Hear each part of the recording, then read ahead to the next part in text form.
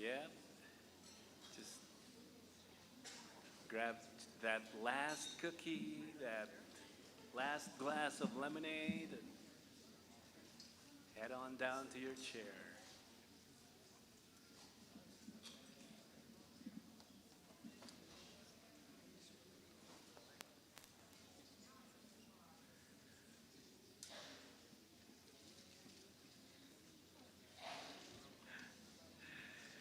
We Check ready? one, check When one. I say lean in, you say? Yeah. All right.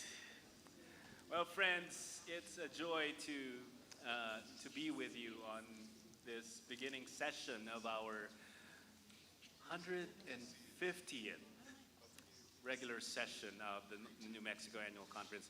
Who has been here that long? 150 years? Feels like it, right? It does feel like it, yeah. Well,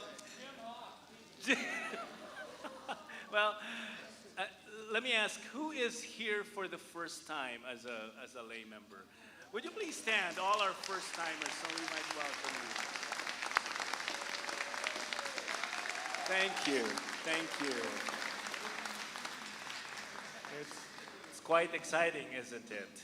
And yeah, we'll try our best not to scare you, and so you'll come back tomorrow and the next day. Um, so, are we ready? We're, we're, we're going to begin with some introductions of guests. And so I'm going to turn to, yeah. So we have some esteemed guests and some other guests here with us today. I'll let you make the determination of who is who in that list. But these are the esteemed that we know of for sure.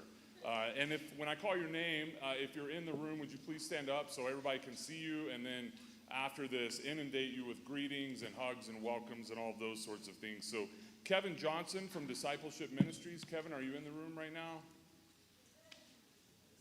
I don't see Kevin yet. Eddie Irwin, I did see Eddie walk in. Eddie Irwin is the General Secretary of the South Central Jurisdiction. And David McCormick, David, would you stand? He's right next to Eddie. He's with the General Board of Global Mission. And then where are our friends from TMF? I know Maggie is right over here. Maggie's one of ours. We're glad to have her. Doug Cotmer, is Doug here yet? Tom Stanton. There's Tom. Hey, Tom, thank you. Welcome. And Pamela Gray. She's out in the hallway. Be sure you go. Okay. Be sure you go and say hi to all these friends of ours who are here as guests. And then I also want to recognize our conference lay leader, Kathy Jewell. Our conference secretary, Rosalie Johnston. And then our chancellor, Carrie Neal, will be here later. She's not able to attend yet. And she'll be right here. We can cheer for her. All right, and as we go along, we will recognize some more friends and guests. Before we move to our organizing motions, we do have one more special guest that I want to call up. Last week we had our Desert Southwest Conference, 41st session of Desert Southwest Conference in Las Vegas, Nevada. And your two district superintendents and co-provosts and conference lay leader joined us in Las Vegas last week to join in the session. And so Desert Southwest is returning the favor. We have with us Reverend Melissa Reinders. Reverend Melissa is the Dean of Cabinet of the Desert Southwest Conference and the District Superintendent of the East and West Districts. And so she is here to give greetings.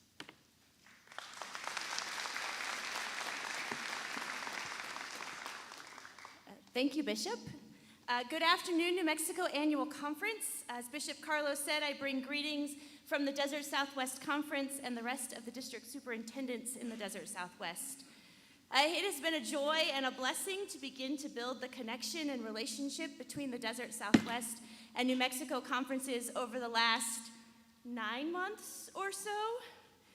While it may take us some time to get to know each other and meet all of you and your wonderful ministry settings, we have enjoyed the places we've gotten to visit so far as a cabinet and the people that we have gotten to meet as we have worked together.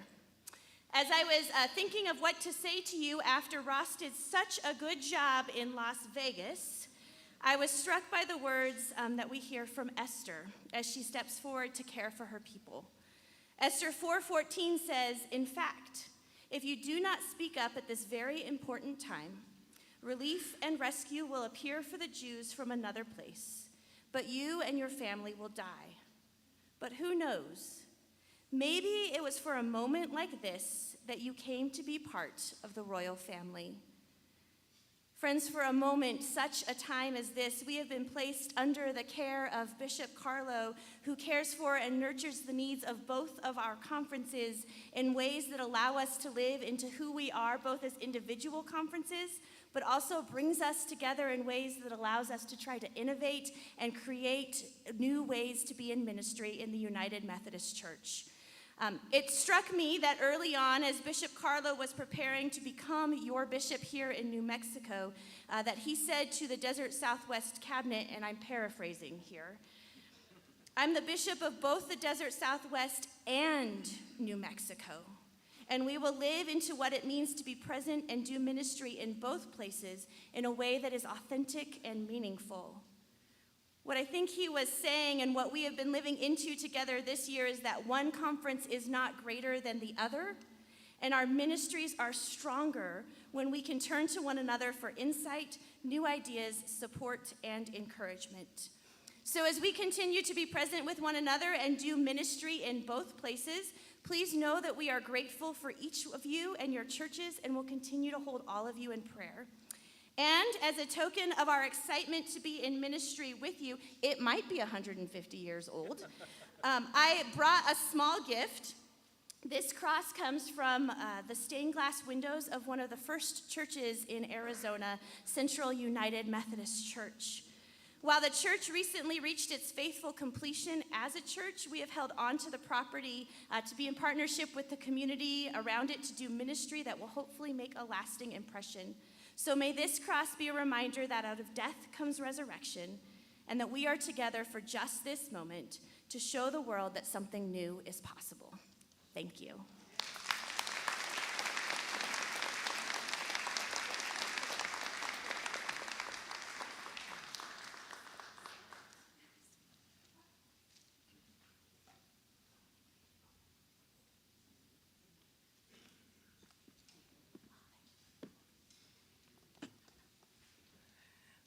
Thank you, Melissa. And we have been going on what we fondly call the cabinet adventures, where we would, during appointment season, we would meet in a local church or a number of local churches in a certain area, because there's something to be said about doing appointment work, discerning where we would deploy our clergy leaders when we're sitting in a classroom in a local church, not cloistered away in the office here on Lomas Boulevard, but in a local church that might be impacted by the decisions that we make. And we've broken bread with the clergy leaders and some of the spouses in the certain areas where we've been, and we will continue to do that over the course of our work together. All right, let's get organized. Pam, you ready?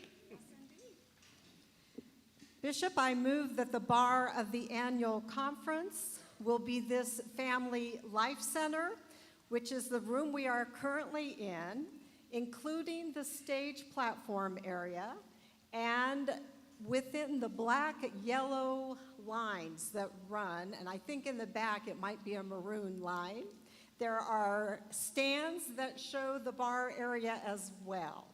So basically, the table area and the platform. The guest area is over here to the side, the single seats. All right, this is properly before us. Is there a second to this motion? Second. All right, any discussion? We ready to vote? We'll do hand votes, right? All of you who would support this motion to establish the bar, please lift a hand. Lower your hands. against? All who are against, same sign. Any abstentions? It's done. Thank you. Let me just say a note there. This is the establishing the bar is very important, especially as we take our votes tomorrow when we take the votes for the ratification of the constitutional amendments. During other times, I would be lax about it as your presiding officer, which means you can sit wherever you want to sit, and we'll just do an honor system when it comes to the voting. But for the constitutional amendments tomorrow, I really want us to set the bar and respect the bar, because if we mess that up, we might mess it up for the rest of the denomination, and we don't want to be that conference, right? We don't want to be that. All right. Bishop, as it pertains to the motion on roll call, I move that our check-in process from today's registration serve as our roll call for attendance for the 2025 annual conference session. All right. It's been moved and seconded. That is properly before us. Is there any discussion? I think we're ready to vote. All of you who would support this motion, would you say aye? Aye. All those against say nay. Any abstentions? All right, it carries. I'm going to keep you on your feet. All right. As it pertains to election of officers of this annual conference, Bishop, I move that we approve the following individuals nominated to be the officers of the annual conference.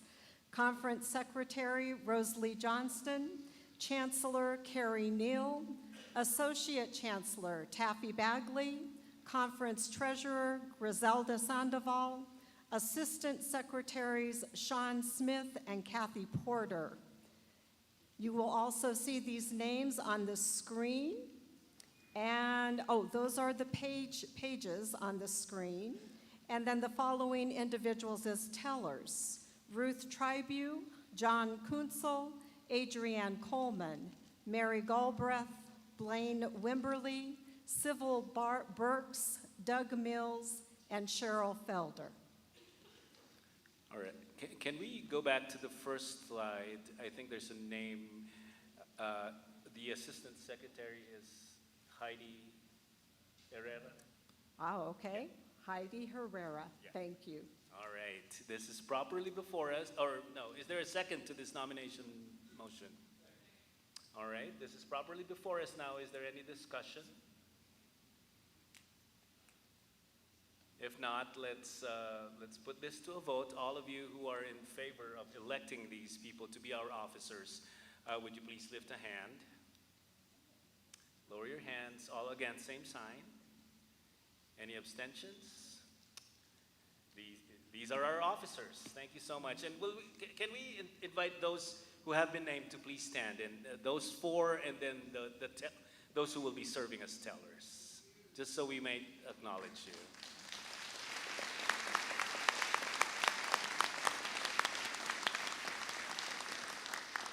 All right. As it pertains to the consent calendar, you will find the consent calendar on page 5 of the pre-conference supplement. If you would like to remove something from the consent calendar, please contact Rose Lee, our conference secretary, at the front table. We have no motion at this time. All right. So this is just an information to draw your attention to the consent calendar. And if you would like to, for those of you who are doing this for the first time, the consent calendar means we're going to vote on it as a bundle. If you want for a certain item to be dealt with separately, then you would talk to our conference secretary, and she would lead you through the steps to do that, and then we would do that as a body. So, friends, you will find the nominations report on page 7 in your pre-conference supplement.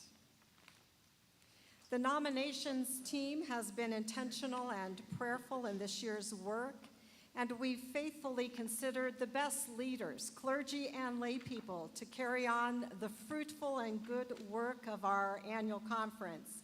now and into the future. We were thoughtful in our discernment and our prayer. We contacted individuals who have been considered for various roles on committees and boards, and we also thanked those who have faithfully served. We looked at the requirements of particular boards and committees in the Book of Discipline and in our standing rules. We looked at representation that would be inclusive of our annual conference, our districts, gender, diversity in age, trying our best to include youth and young people. Also ethnicity and urban and metro representation.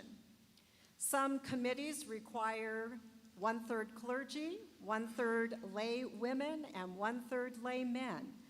We were intentional in following these recommendations. New members of committees and boards listed in the pre-conference supplement are identified in bold italics. Clergy members are identified by the C notation. Lay members are identified with an L. Women are noted with W and men with M. Retired clergy are identified by RET. Young adult members by YA. In some circumstances, members who remain to be determined are marked TBD and will be included in the final membership list published in the 2025 New Mexico Conference Journal. If you see any corrections or edits to a name or to their identifying notation, please write this on a slip of paper and then take it to Rosalie. All right.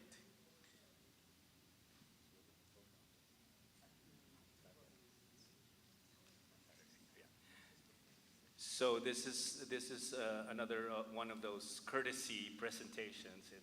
It's before us, but we will vote on them on Saturday, so that you would have had the chance to engage with the document. And then who do they contact again if they have any questions? Rosalie. All right. All right. All right. Sounds good. And let me just say from the chair, in our conference rules, the bishop is the chair of this committee, and I am indebted to Reverend Dr. Pam Rowley for our RTS, who has ably led the committee on my behalf when I am not able to engage. And so thank you so much. Pleasure. Mm-hmm. Yeah. Thank you. Yeah.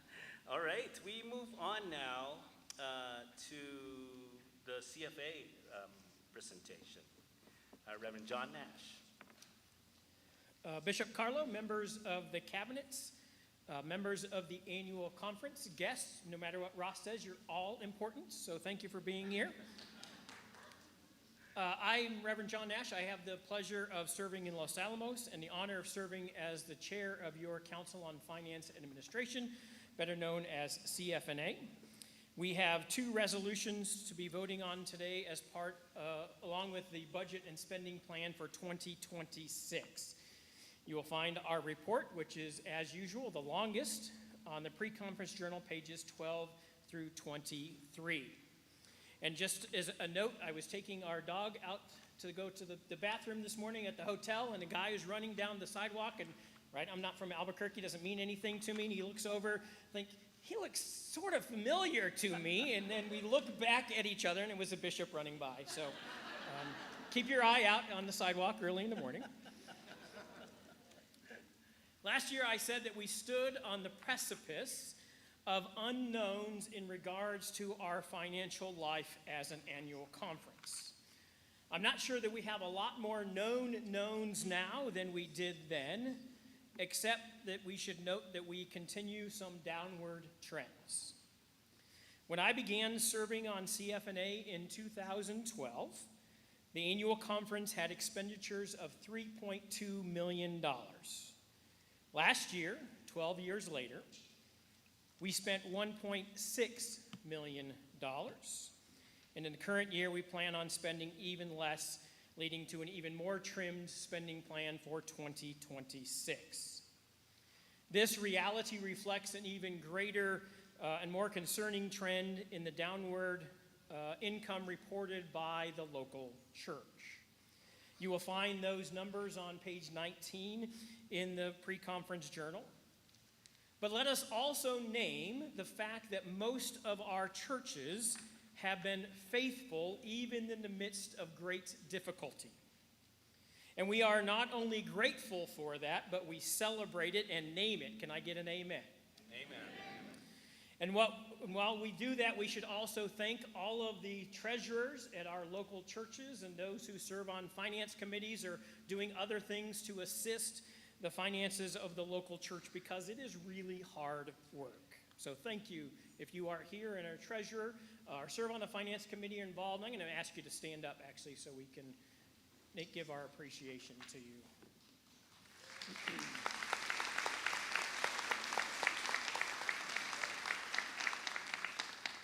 The fact is, disaffiliation changed the financial reality of the annual conference so much that we no longer can compare apples to apples of year over year. It's more like comparing hippopotamuses to lawnmowers. And so last year, CFNA proposed a new way of funding the spending plan for the annual conference. So starting with the spending plan that we will vote on in a few moments, starting in 2026, it will be capped not just by income but by expenses to the amount of money we received in the prior conference year. Because we're living into that, it actually started last July 1 and is running through 2025. So it will be capped to that amount of money we receive in the tithes from the local church, plus money we receive from other sources. Again, we are still learning and living into this new reality, but our best estimate is that for 2026, we will have just short of $1.2 million in our spending plan. So remember, 12 years ago, we had $3.2 million in expenses. Now we're looking at 1.2. And we had to do some maneuvering in order to reach that amount, and I'll explain that in a moment. But first, I want to move on to two resolutions that you will find in the pre-conference journal. The first is on page 89. This is a resolution to change conference rules in regards to district superintendent travel. This is being proposed by the Rule Committee, but because it mentions CFNA, I have been asked to present that. The gist of the resolution is that with the move away from 3 districts to 2, that the conference rules be changed so that the DS travel line is now divided by 2 rather than by 3. So, Bishop, with that, the resolution from the Rules Committee is now before the body for consideration. All right, this is properly before us. It's coming from committee, so it doesn't need a second. So again, for those of you who are new, in Robert's rules, one person cannot move something. There has to be a second, so at least 2 people are moving it together. In this case, it's a committee, so it's more than one person who's moving it, so it doesn't need a second. Good? Good learning? All right, so it's properly before us, and we can now open it to discussion. Is there any question or clarification on this matter? Yeah, it does feel like just a practical step to reflect current reality. All right, I think we're ready to vote on this. All of you who would approve this resolution, would you please raise your hand? Please lower your hand. Is anyone against? And is there any abstention? All right, the resolution carries. Thank you. Second motion is found on page 88 in the pre-conference journal in regards to district superintendent salaries. Last year, because of the effects of disaffiliation, the formula we have used for quite a long time, 13 or 14 years, for clergy who are appointed to the cabinet no longer worked, and so we presented a new formula with also the stipulation that we didn't know if that formula was going to work in the future either, and CFNA would review that each year. So this year, when we ran the numbers based upon the statistical reports that we received, it resulted in a significant cut to district superintendent salaries. And Bishop, I will let you know that when I ran those initially by Pam Rowley, what she said to me would make a sailor blush. It was quite inappropriate. Thank you for laughing, because I was hoping I wouldn't have to explain that. But because we don't know what we don't know, rather than trying to present another formula to you this year, our recommendation, which you'll find in that resolution, is that we keep the same formula in place and that we then give a $15,000 stipend to each of the district superintendents for taking on the added role of being co-provosts, which will then keep their salary level at the same rate they are currently receiving, and CFNA will again evaluate next year to see what we need to do for the formula for district superintendent salary. So that motion is from the CFNA and is now before the body for consideration. All right. Again, this is properly before us. Is there any conversation, questions, comments? Looks like we're ready to vote. All of you who would support this resolution, would you please raise your hand? Please lower your hands. All who are against, same sign. All right, please lower your hands. Any abstentions? The motion carries. Thank you. And let me just say a word of gratitude to our two district superintendents and co-provosts for the heavy lifting that they have been doing.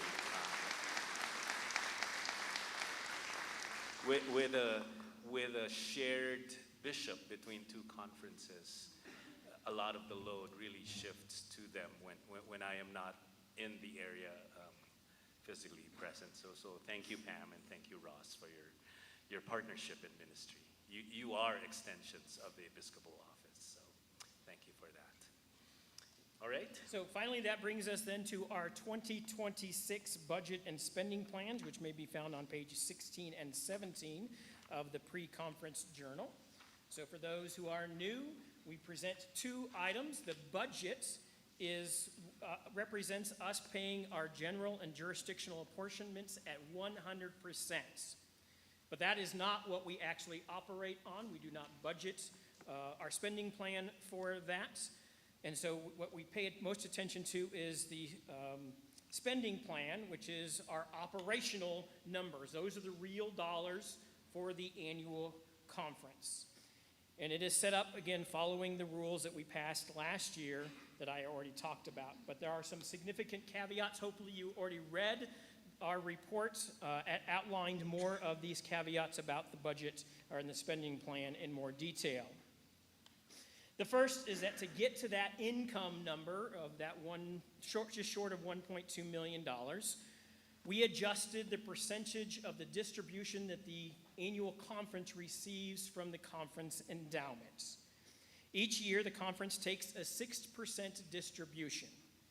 In past years, CFNA has taken anywhere from half to 3/4 of that distribution amount to fund the spending plan, and the remainder went to the endowment distribution committee. And just as a quick aside, CFNA has called for the investment committee to be convened in order to evaluate all of our investments as an annual conference. You'll find that list in the list of what we'll be voting on Saturday. I look forward to hearing their report soon. But for 2026, our proposal has the CFNA taking all 6% of the endowment to help pay for the spending plan. We are calling for the Endowment Distribution Committee to use any reserve funds they have, as well as the remainder that they received in the distribution for 2025 that they may not spend. Is that a great plan? No. And in a perfect world, we would never do that. And while, as Wesley said, we might be moving on to perfection, we are not there. And they are not the only ones feeling this effect. You also note that New Church Development and the trustees also have a zero-line item in the spending plan. They have graciously agreed to use the reserve funds that they have available to fund themselves for 2026. We have done that with some other budgeted requests as well funding a portion from the spending plan, and funding a portion from reserved funds that are available to those groups. But none of those are sustainable for the long term. We are trying to buy another year for you as the annual conference, as the bishop reminded us, in order to make critical decisions about the spending priorities of the annual conference. We have been reporting in writing and in our presentations for many, many years, and I know that because I have been doing some of those, that these conversations need to happen, and that we as CFNA did not want to have to make major cuts to the spending plan, but we would have to do that when push comes to shove. And I know some of those conversations are happening. I hope some of them will come to fruition before they begin plans in advance of the 2027 spending plan. And just for clarity's sake, if we add those lines back in for endowment distribution, trustees, and new church developments, it will add to the spending plan $124,000 to $228,000, depending on what we look at from prior spending plan years. To make that happen, we will either have to have an increase in income, which would be great. I'm open to those conversations of how we do that. Or we have to cut that same amount from other ministries of the annual conference. Again, we as CFNA do not want to make those cuts, but we will have to at some point in the future. So the easy answer, and I say it's easy because this is what I heard from people after the pre-conference journal came out, was, well, let's just cut the budget line for the conference office. And I can say first that there are conversations about how to make that a little leaner, but I will note that that line has already seen a decrease of almost $500,000 in the last 4 years. And the third and biggest piece is that one of the things that we heard from churches consistently in the communication survey that was put out at charge conferences about communication in the conference, the number one issue that came back from almost every single church was that they wanted to see more from the annual conference, and they wanted to be valued and told that they were important or feel that they are important from the annual conference. And so while there's not one solution of how we solve that problem, churches seeing less from the conference because we've cut even more staff and more programs and more ministry are going to be less inclined to send in their full tithe. We then, as CFNA, have to cut the budget even more, and it just becomes this endless catch-22 cycle. We end up cutting off our noses to spite our face. So one final note before we ask for a vote is that CFNA did present this plan, the spending plan, to the conference ministry team after it was put together, before it went into the pre-conference journal, and it did pass the conference ministry team, which is representative leadership from throughout the conference. It did pass with unanimous support. And so Bishop, CFNA presents the 2026 budget and spending plans found on pages 16 and 17 for consideration. All right, friends, this is properly before us from the Council on Finance and Administration. Is there any discussion? Are we ready to vote? All right. All of you who would approve of the conference budget and spending, including the spending plan, would you please raise your hand? Please lower your hands. All who are against, same sign. All right. Any abstentions? It's done. We have approved our 2026 budget and spending plan. And I thank you for that. Again, I know that these are difficult realities that we all face. And so after sounding too much like a Debbie Downer, or perhaps a Danny Downer, in order to not to be gender specific, I want to end on a high note, maybe an uncle upper. So here is good news. We are here. We are faithful. And as the new UMC vision statement says, we are forming disciples of Jesus Christ who are empowered by the Holy Spirit, loving boldly, serving joyfully, and leading courageously in local communities and worldwide connections. And the financial resources we have available to us today can empower us for years in order to be proactive to make the changes we need to make in order to power this conference for generations to come. But we need to be the ones who call for those changes rather than having them happen to us. I also want to extend a huge thank you to our conference treasurer, Griselda Sandoval. Her workload has increased in the past few years with everything that's been going on, and she has done so with grace and aplomb. Honestly, CFNA could not do her work without her, and honestly, the conference could not do her work, the work we do, without Griselda. So Griselda, would you please stand up?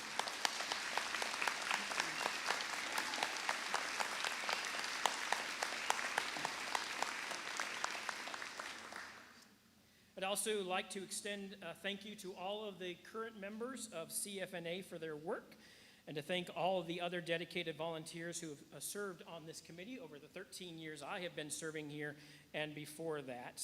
And just a final note, I know I'm beyond time, but mention a personal privilege if I could, that your CFNA has been making some educated guesses on the future of the financial future of this conference for a few years around the issues that we have been discussing. And while they were educated, they were also based upon some assumptions, and you all know what we say about assumptions. I do think that we have made the best decisions that we could in those moments, and what we are doing is the best option for where we are at the moment, but we are not omnipotent. And if we are wrong in what the financial future of the conference is, we will admit that, or you can admit it to us, and we need to be willing to make those changes, and we should be willing to be open to that, as well as looking at everything that we fund and don't fund as an annual conference, and again, making those decisions deliberately rather than making them through inertia. We stand on the shoulders of giants, and they and God have called for us to continue to do great things, and I know that we can do that when we lean in and live out. And with that, Bishop, I move to accept the remainder of our report found on pages 12 through 23 in the pre-conference journal, and thank you to you all for your support. All right. If you would approve that last motion, would you please give a round of applause to CFNA? Thank you. Thank you. We have moved from saying not this to discerning what's next. And I won't sugarcoat this. Discerning what's next is going to be hard work. And it's going to take all of us. But the good news is, as John Wesley says, God is with us. God is with us. And so, I don't know about you, but I'm ready to roll up my sleeves and get to work and discern what God is calling us to and be. If it means stripping our structure and starting anew, if that's what God calls us to do, then let's do it. Amen? Who's with me?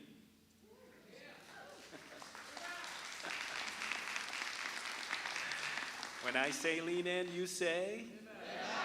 Live out. All right.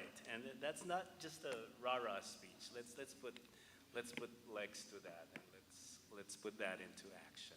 All right. I'm going to turn to our Board of Trustees chair to make a presentation and report. Steve Wilson. Thank you, Bishop Carlo. Wow.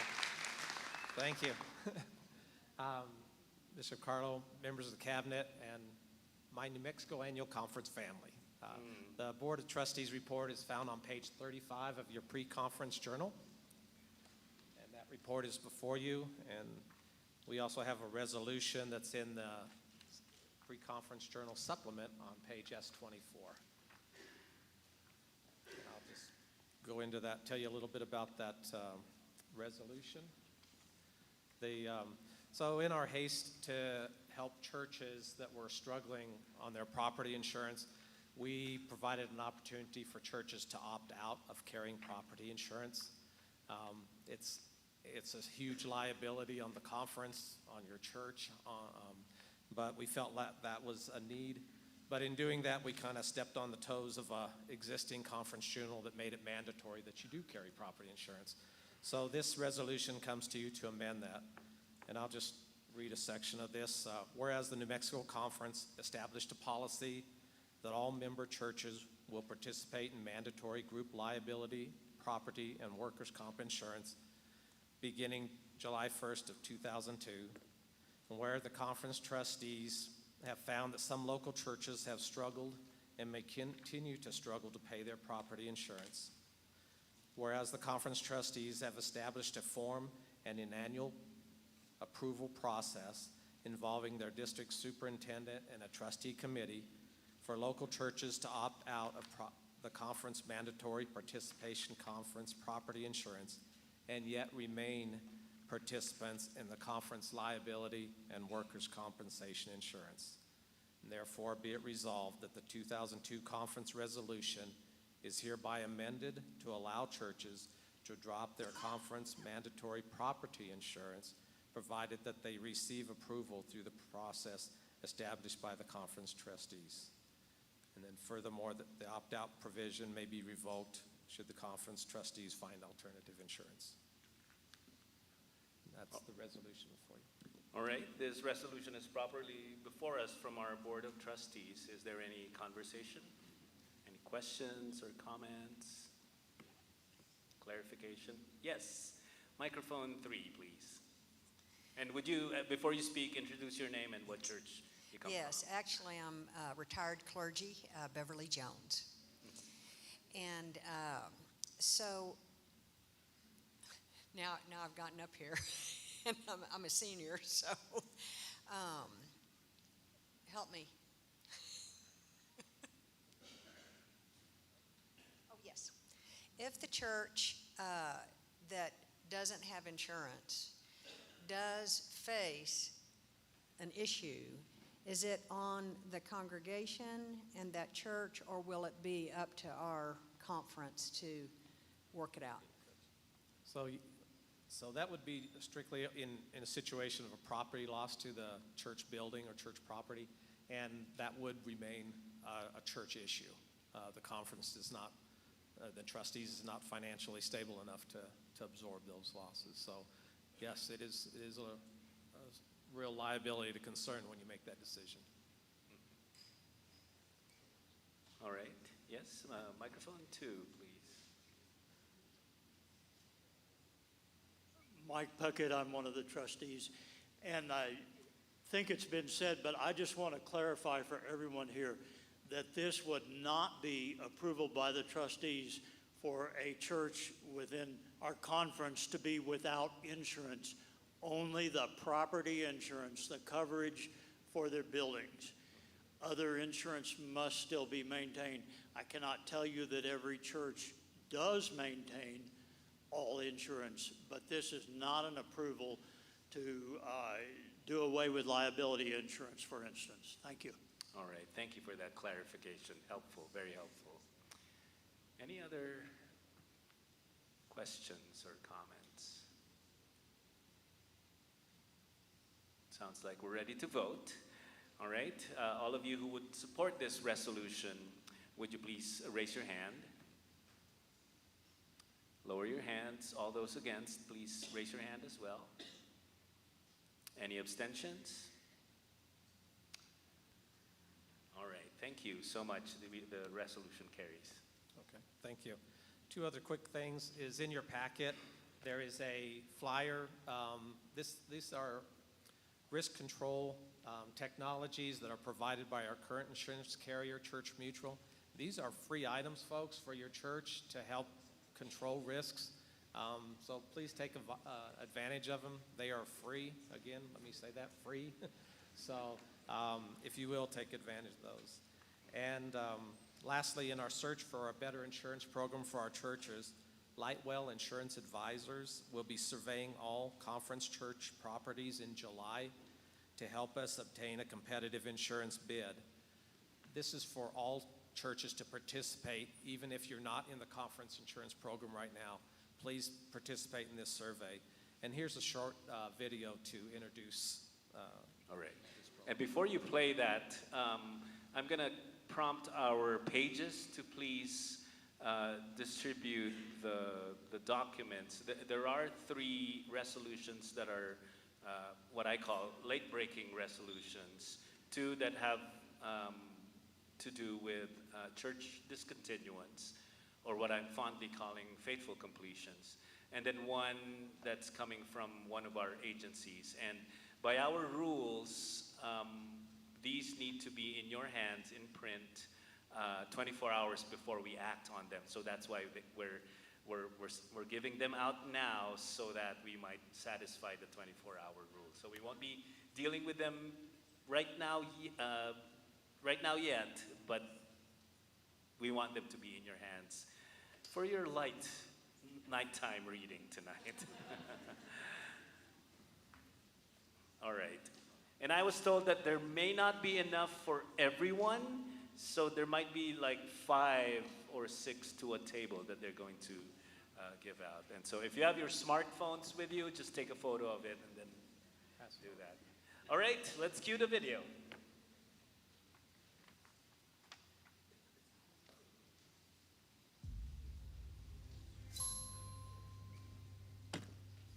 Hi everyone, I'm Colton Johnson, Regional Sales Manager with Lightwell Insurance Advisors, one of the largest insurance agencies in the nation, providing the insurance and risk management solutions for churches, ministries, and nonprofits.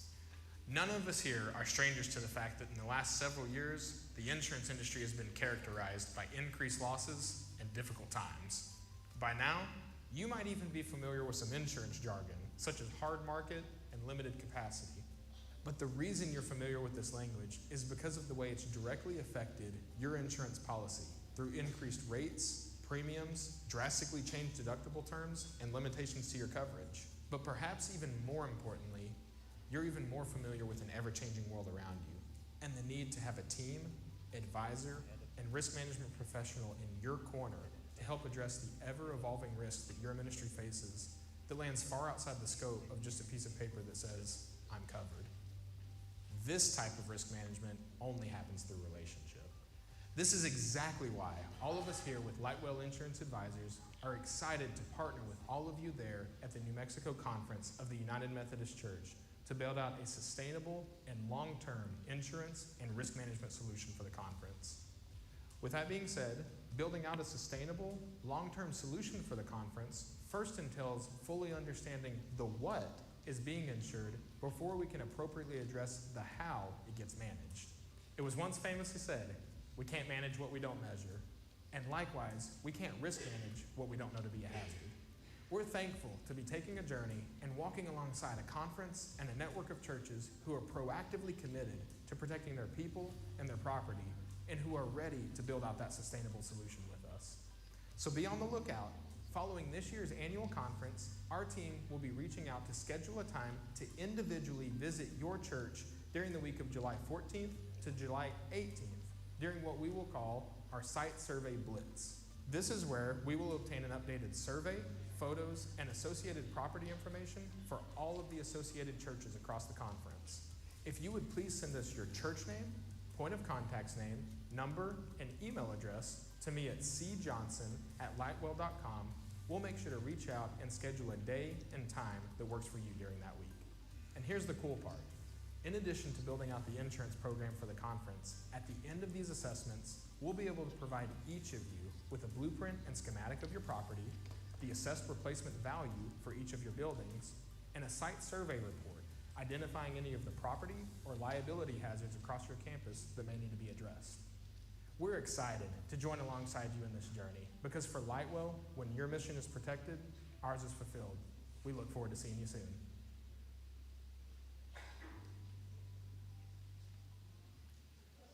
Thank you. And if I can just take one quick more second, could I ask the members of the Board of Trustees to stand just so you could be recognized? They do a lot of work for the conference, folks, and if you could Thank them, I appreciate it.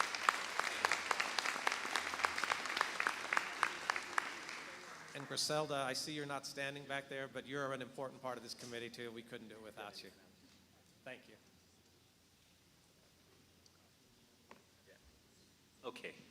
Thank you so much, Steve, for your able leadership for our Board of Trustees. All right, I'm going to turn to our annual conference secretary for some courtesies and announcements. Tell us about dinner, Rosalie. Dinner. I've worked up an appetite today. I hope you have as well. It's good to be among you again, friends. I always look forward to seeing all of you. If you have not yet checked in, please, and gotten your badge with your ribbons, please do that. This is your voting credential. This is your relationship to the annual conference, and it helps us to know that information and who can vote and receive ballots and all of that. So please make sure that you do that. Also, you may have noticed when you were checking in earlier that in the hallway, the narthex and the hallway outside the sanctuary and offices are tables with things on them and people, friendly people at those tables. These are our ministry partners within the New Mexico Annual Conference and in the general church. So stop by and visit with them. Take the candy that's on the table. They have swag. You got a shopping bag when you checked in. Take your bag, get the swag, talk with David McCormick at Global Ministries, talk with United Women in Faith, talk to United Methodist Men. Ken McVeigh would like to talk to you. Please spend some time in our display area talking to our exhibitors and getting to know them. And then we will have dinner after our keynote address, which will begin in just a few moments. If you can't remember whether or not you registered for dinner, in the back of your name tag, there should be a green ticket. If you have a green ticket, you registered for dinner. We're not going to collect tickets, so you're on the honor system, but just to let you know, that's your reminder. The green ticket means you registered for dinner, and we hope that you will join us following the keynote for dinner, for ice cream, and for some storytelling. Thanks, friends. It is good to see you. All right, thank you. Well, friends, we are 5 minutes ahead of schedule. Good job, good job. And so, what I'm gonna do, I worry about setting you loose. Can we do just a quick stretch break, stand up, get your coffee refilled or your lemonade, and then come right back here. If you need to go to the restroom, just do that. But come back to your seats quickly. Let's start promptly at 4 o'clock, because we're in for a treat. We're in for a treat with our keynote speaker. And so you don't want to miss this, and we don't want to shave off of the time that we're giving him. All right. We're on a stand-up stretch break. Let's sit down. Yeah. Okay. I didn't realize.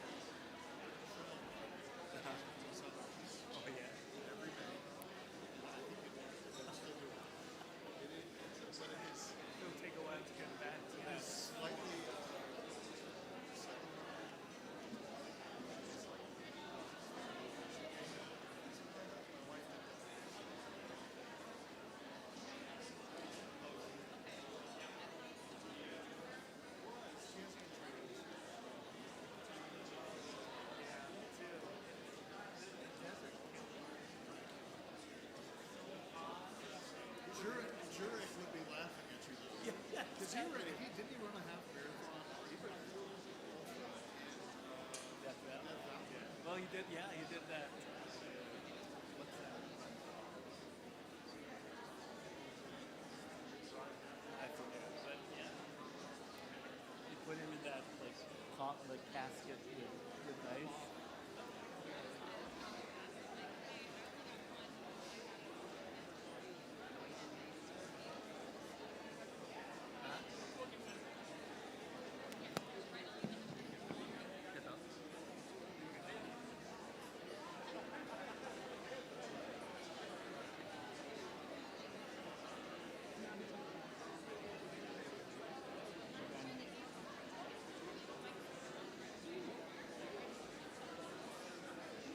Kayo open mo. Paano po sabihin? Now? We melt down.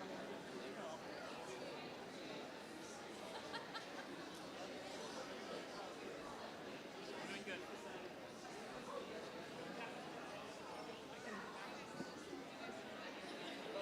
Ayor.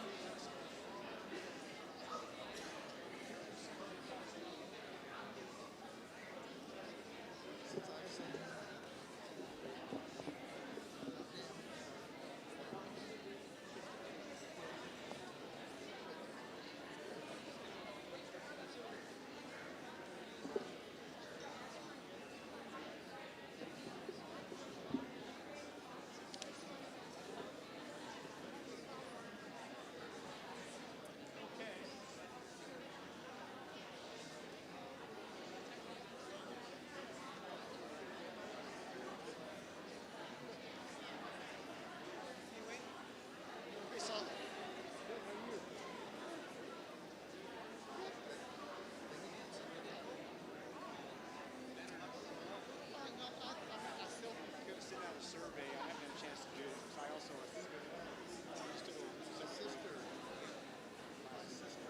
just had surgery on that. Morning Star in St. Paul's also.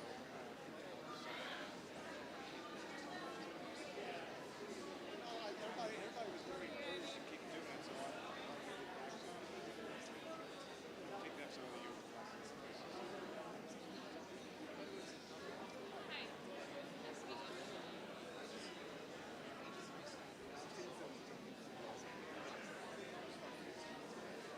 Everybody was lovely.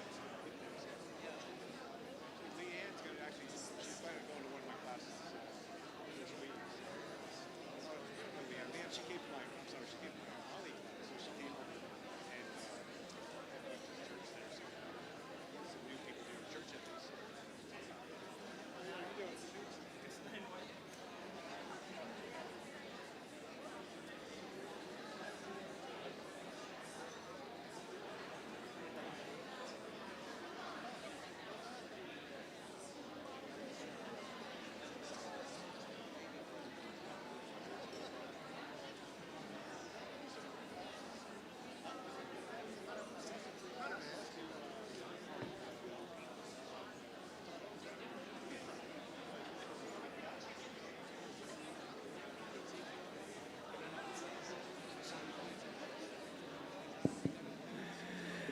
All right, friends. Invite us to slowly put those conversations to a close and let's go back to our seats.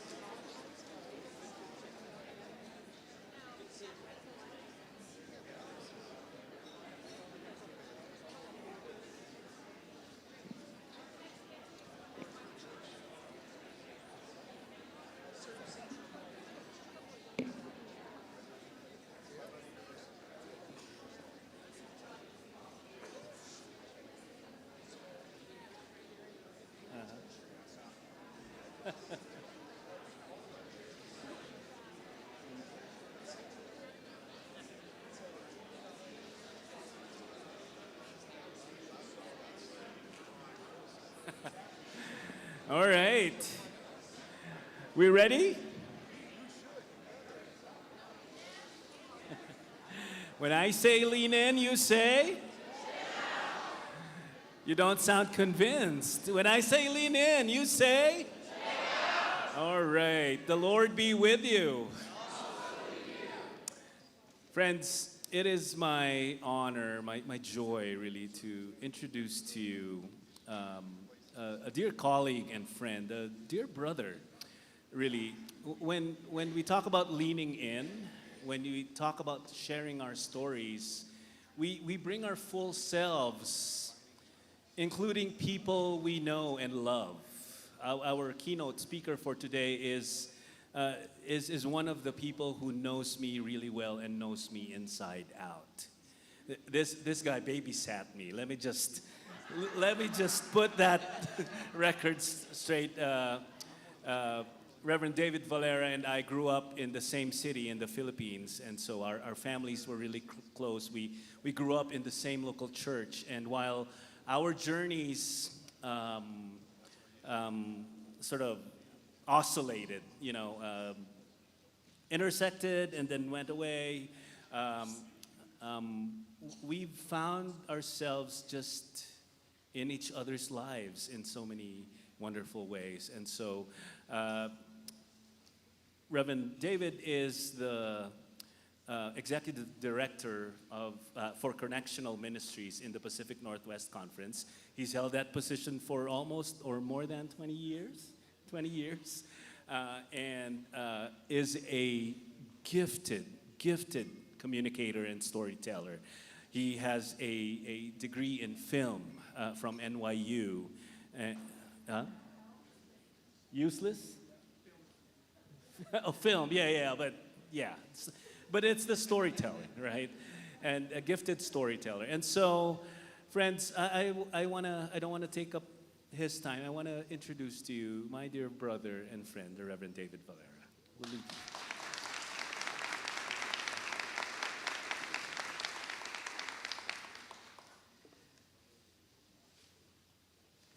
Well, good afternoon, friends. Good afternoon, friends. There you go. That's better. Yeah. Well, it's really an honor for me and a gift to be here with you. It's really, this is beyond my border of knowing the connectionalism of the United Methodist Church, because I've always grown, I've served the last almost 25 years in the Western jurisdiction. And I've never been to other annual conferences. I was in New York for 10 years, then moved to Pacific Northwest, and now I'm here with you. So it's a gift, and I'm like, oh, this looks familiar. Wow, the motions, the Board of Trustees, the finance report, I don't feel like a stranger here. I know these kinds of words. So thank you for having me here, and this afternoon, although you will see in the schedule, there's a big chunk of time that they have set for my keynote. There will be several movements to what I will be doing. So it's not all just me talking. There's going to be interaction. We're going to be watching some clips. And there's a part that I will invite you to be part of in really putting together the stories that make up our lives as a community of faith. It is both a joy and a sacred responsibility to stand before you today, not just to share a testimony, but to offer an invitation to see, to listen, and perhaps to shift. And later on, we are going to practice telling our stories. I come from a place where it is not just geographically far from where you are now, but the culture is very different. I was born and raised in the Philippines, a small country in Asia, made up of more than 7,600 islands. And you can see this picture on the slide of the islands, as you will see that. There you go. So this is a morning in the Philippines, and sometimes people tell, that's a beautiful sunset photo. And I said, it depends on how you want to tell the story. Because if I told you this is a sunrise, then you'd say, wow, that's a beautiful sunrise. But then if I said, this is a beautiful sunset, wow, you really have beautiful sunsets. And the reality is we do both. We have both of those in the Philippines. My parents came from different faith traditions. My mother was raised a Roman Catholic, which the Philippines is 95% Roman Catholic. My father, through the Disciples of Christ. But through the faithful witness of the Methodist pastors and missionaries, Vacation Bible School, the Epworth League when they were growing up.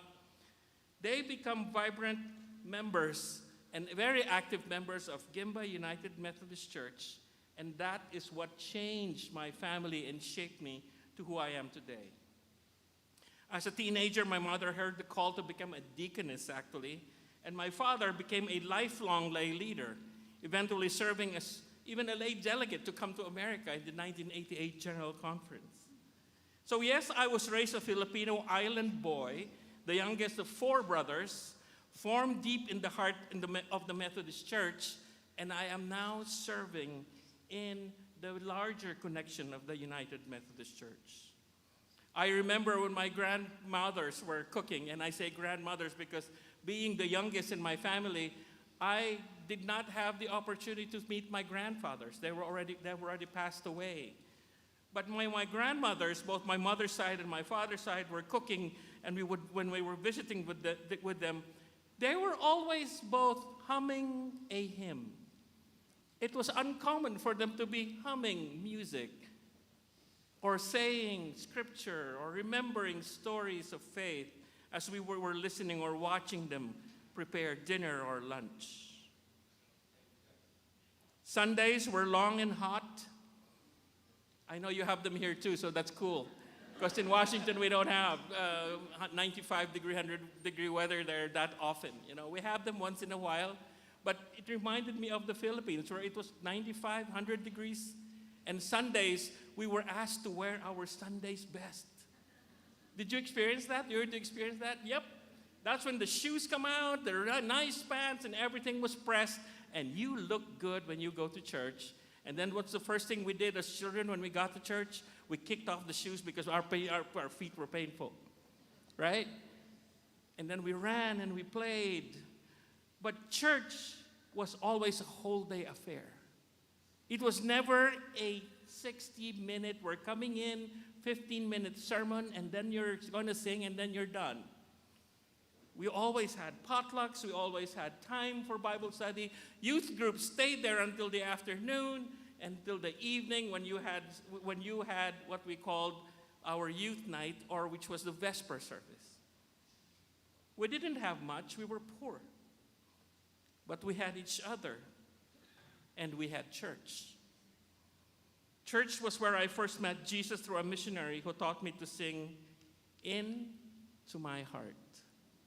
Do you know that song?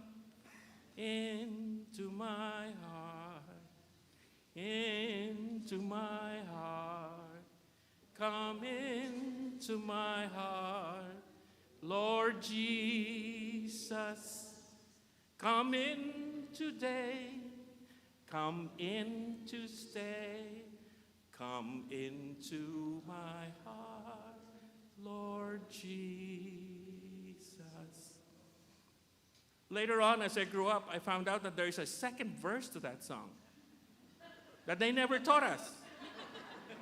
Do you know the second verse?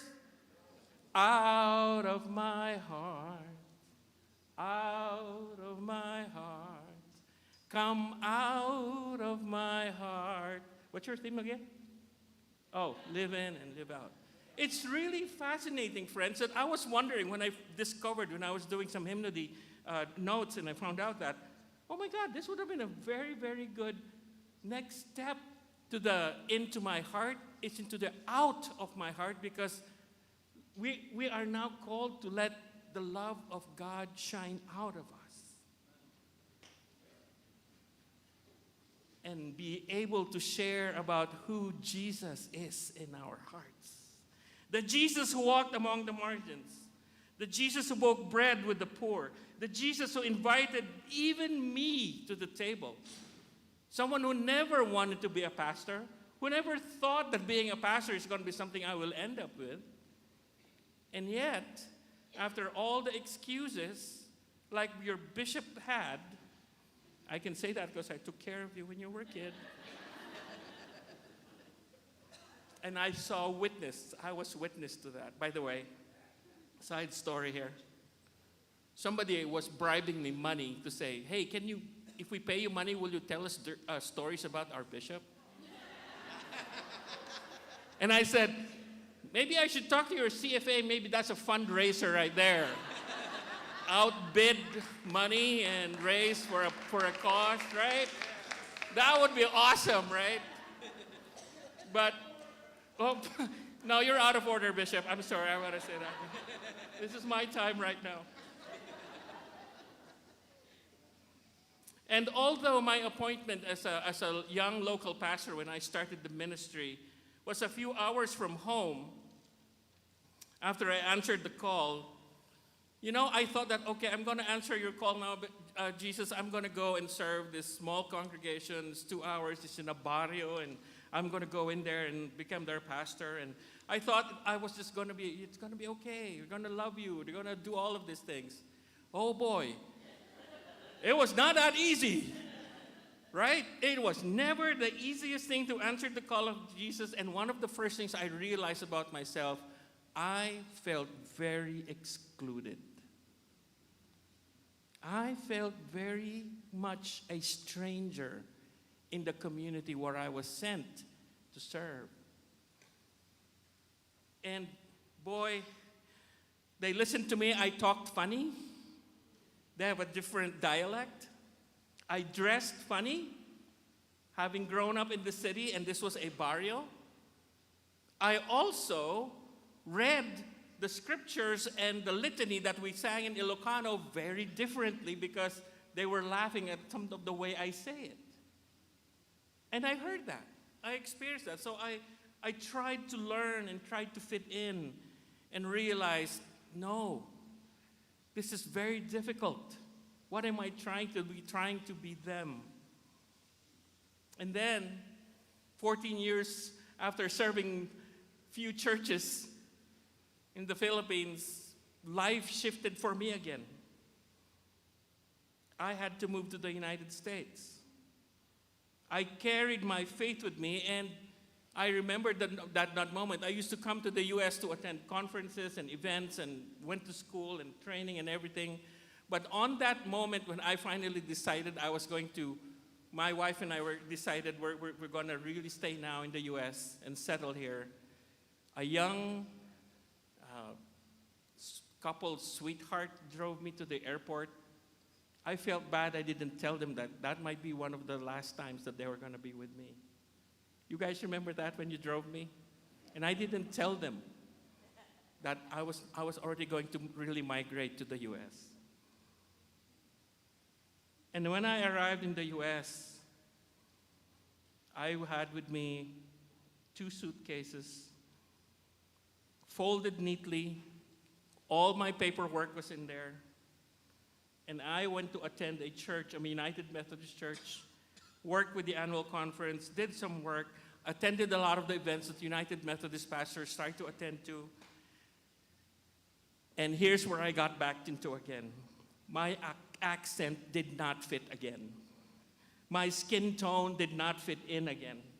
My traditions did not fit in again to what it was. I was so used to staying in church for more than an hour, and now they were all telling me, your sermon has hit the 16-minute mark. I'm sure you don't do that, right?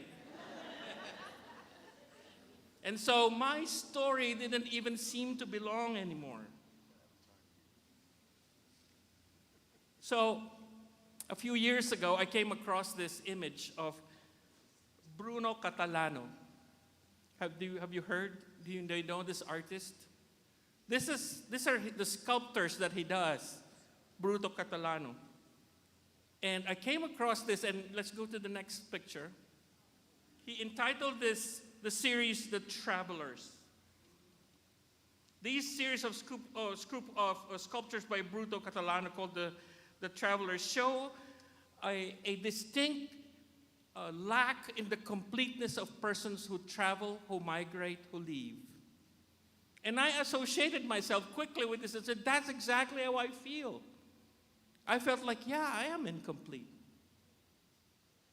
But at first glance, this human figures seem incomplete, each one carrying a suitcase, but with large parts of their torsos missing, hollowed out, fragmented. And when I saw the sculpture, something in me stirred because That's what I felt like during those years. To move across oceans, to leave home, to carry your history and your hopes in a single suitcase and arrive in the world that doesn't see your fullness. To know parts of you were missing or maybe just unseen, your language, your laughter, your family recipes, your sacred traditions and quiet resilience.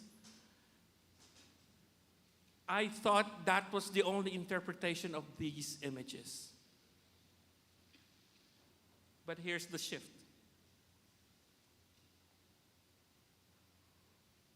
That despite of their missing pieces, these travelers stand. And that's what grace does. It holds what the world forgets. It dignifies the fragmented. It fills in what the world overlooks. So I looked at these sculptures and saw myself, and maybe some of us do too. I remember sitting in a conference room one time when I was invited to be part of a conference, surrounded by well-meaning United Methodist leaders talking about inclusion. And quietly I wondered, do they know I'm still translating every word and every sentence in my head? Do they hear the silence of all I leave unsaid? Do they understand that it's hard for me to raise my hand when I am not sure if I can go the second sentence that I am having difficulty to say in English? And friends, this is not about blame. This is a story about the experience of many. Because even in the household of God, there are rooms we forget to heat, tables we forget to extend. Whether through immigration, military deployment, a pastoral move, going off to college, or maybe moving to a new community or a new place where you have just found your new home. We know what it's like to feel othered. Does that word make sense? To be othered? And I did. And I wept.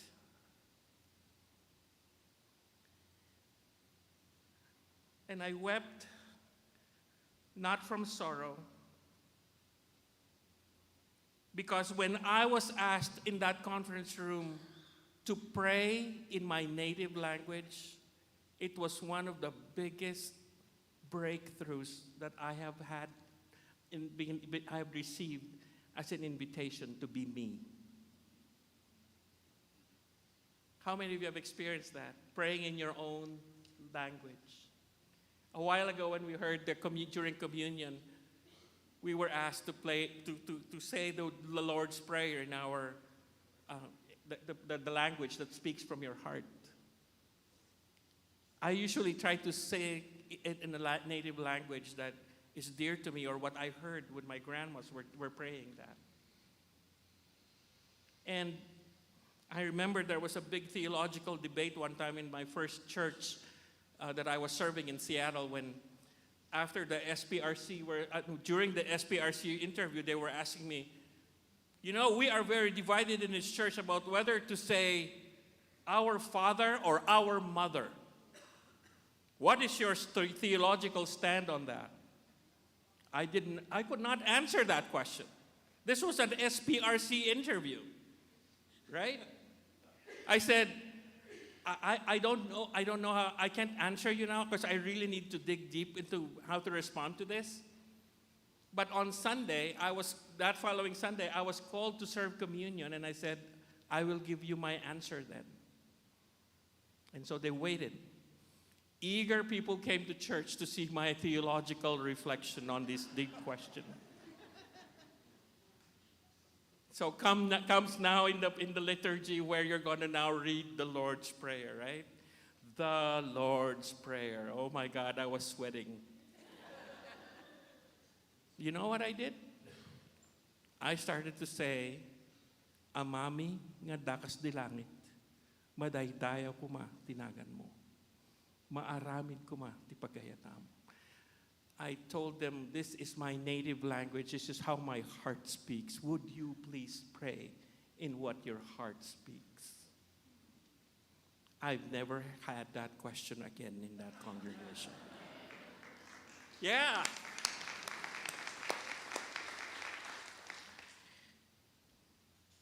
And this is how God's grace shows up in the in-between.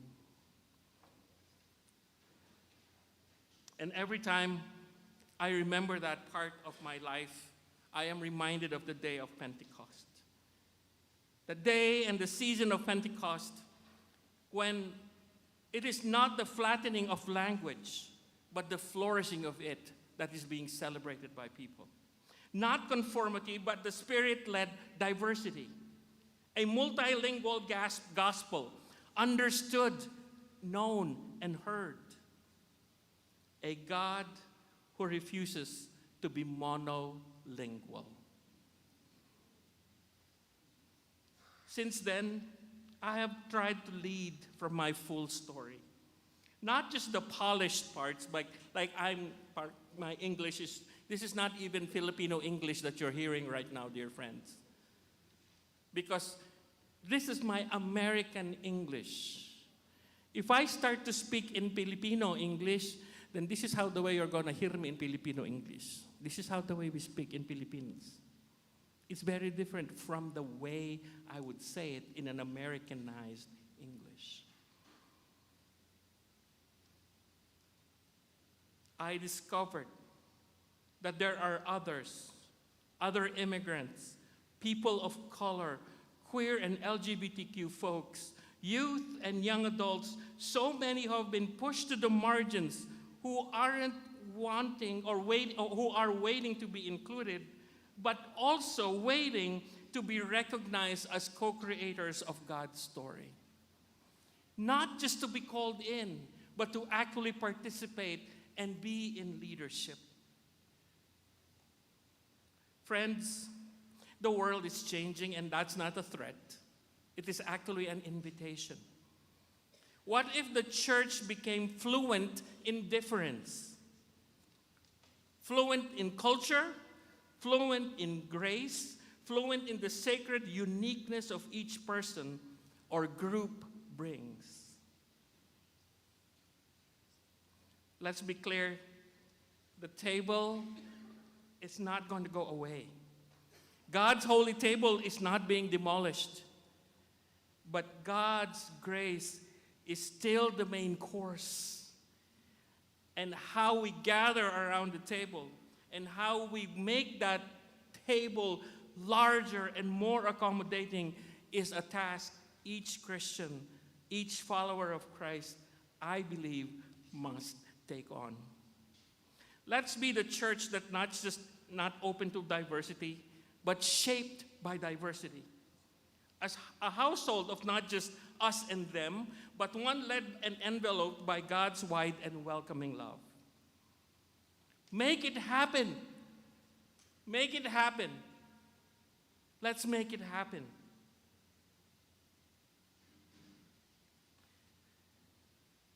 And if you ask me now the question, well, yeah, that's a great testimony. What does that have to do with storytelling? Well, let me tell you this. I want to speak not only as a pastor, but as a Filipino immigrant and storyteller. That through my film and photography, especially in the life of the church, I have learned stories heal. Stories connect. Stories transform.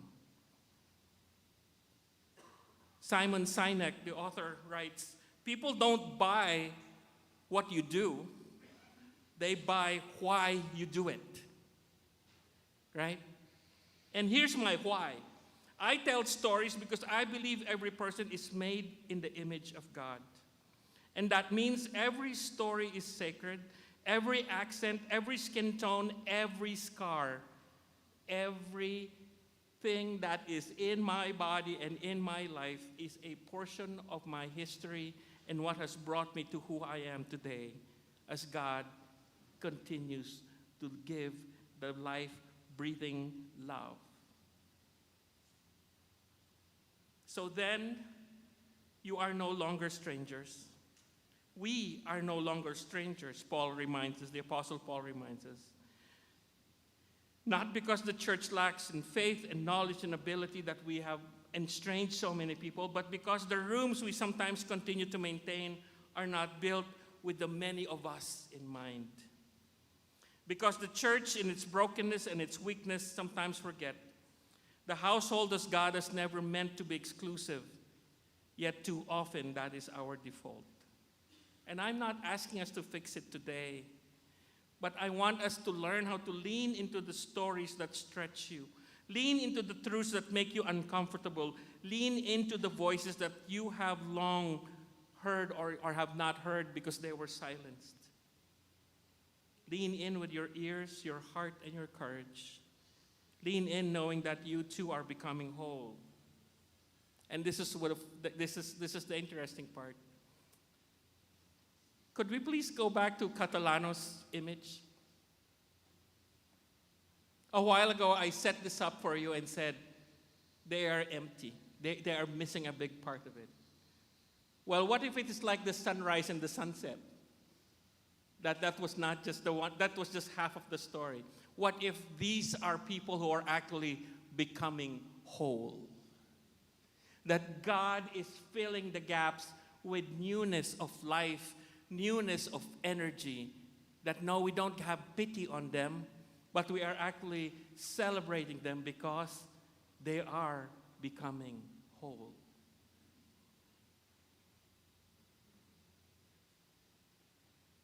Friends, my dear siblings in the New Mexico Annual Conference,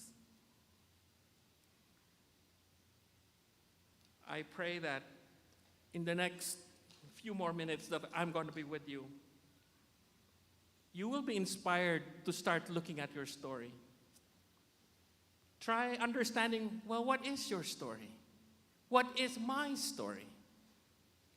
And it doesn't have to be a 500 word minimum or 500-page book, because sometimes the only opportunity you have to tell your story is between floor number 1 and floor number 7 when somebody asks you, what is your story?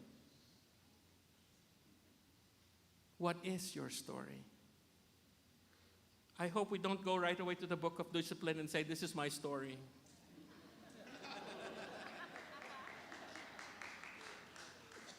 I hope I don't get in trouble with all these things I'm saying.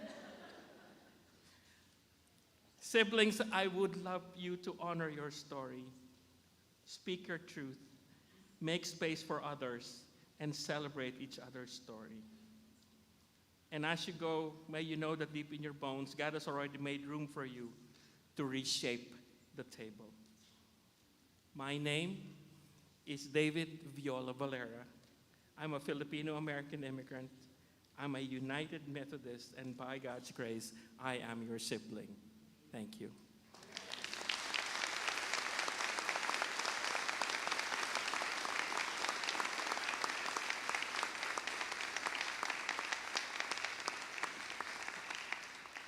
So we're going to have some time, interactive time here with David.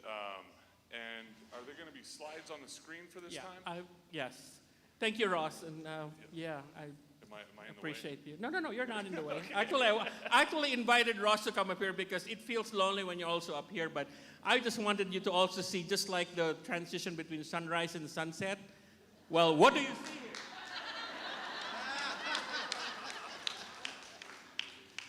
The diversity of Ross and I are, I think, just very real. And this is why I love you, Ross. I'm just very grateful. I just see similarities. That's all I see. Okay, there you go. Wonderful. Well, I'm also going to now walk with the microphone. And Ross, thank you. You can go down or sit if you want to. But he's going to help facilitate some of the Q&A, which we're going to open up later on for us. But one of the things now, because now I can walk now and really talk to us about storytelling. And where do you usually find the most powerful storytelling mediums? In Hollywood, right?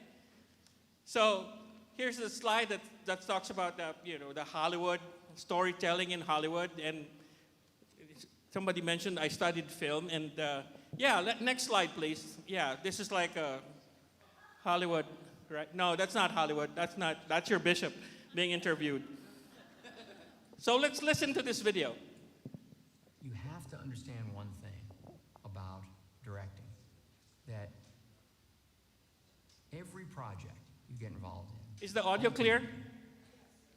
is just going to find its way to breaking your heart. They say there are only 7 stories. I think there might only be 1 story. We all understand stories. It makes us believe we can all direct, and we probably all can. We all have our own instincts. What we have to do is back up that instinct with something called craft. I really want to demystify the role of the director. I'm going to stage a scene and let you watch me work with the actors, and action. I thought today was a huge improvement. Are you nuts? Play to each other. Are you nuts? You know, a beat of looking this way. Have the courage to face it a little bit. Well, I thought it was great. Is this a moment of momentum and drive, or is this the conclusion of something? You know all these things intuitively, but as a director, you have to move beyond your intuition. There is no more powerful tool than a great actor making a strong performance choice. Collaboration fails all the time. Everything we do in this process fails all the time. You're in this role as kind of editor-in-chief of a lot of ideas. That alone will never really make the movie work. We all want the same thing: a great moment, a great scene, a great movie. This is what it takes, right? Ultimately, you are the storyteller. At the end of the day, it doesn't matter how big your crew is, it doesn't matter how much money you have to spend, it's what you're capturing inside the frame lines that's going to have this impact on the audience or not. Go out, find a story you love, and tell it. Very good work. I'm Ron Howard, and this is my master class. These are advertising. I'm not in any way associated with masterclass.com, but I attended some of their classes, and this was one of the classes I attended from almost a decade ago. Friends, how many of you here are actually feeling that you had to learn how to be a director when the pandemic lockdowns hit? Right? Oh yeah, a lot of siblings, colleagues were all like, I did not study this in seminary. I don't know how to do this. Now we have to produce videos. And until now, you are still doing that, right? There's still an aspect of us being called, being pulled into the storytelling process using audio, online, video. And by the way, I want to give a shout out to our team out there with Gail, Linda, and, I forgot, Lydia.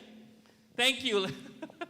And they're part of the storytelling process. And we have some siblings online who are probably watching this. But so do not think that it's only happening in Hollywood, right? Because this is in our churches now. We have learned. One of the funniest stories I got when the pandemic hit, a lot of my colleagues started calling me and say, hey, do you have some tips for us how to put on makeup? And you know what was funny? I actually had a whole binder from NYU about putting on makeup. So yes, I had tips for our siblings on how to do it for lighting. Well, how do you look better with all of these things? And there's another part to it also, not just the video, not just how it looks, how the stories come out. There is the soundtrack. What is your soundtrack? So let's watch this video also from another class that I also attended. In music, you're basically having a conversation. There's a question, there's an answer. Ooh, a bit of a dodgy question here. I am convinced that I have no idea how to do your movie. It's always a blank piece of paper. I can tell you everything you need to know in one word: story. All we're doing, set designer, actor, writer, composer, we try to create worlds. Sherlock, it's a score anybody could do. One microphone on a laptop. Ideas are not limited by budget. The creative process takes place in your head. The interesting ideas come from some kid in a garage in the Bronx. You just need to break through the myth that you can't create a great Hollywood blockbuster on an iPad. Because if you're a story, you can do whatever you want to do.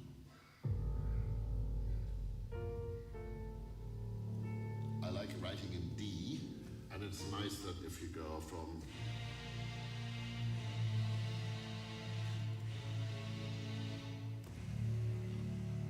it's satisfying.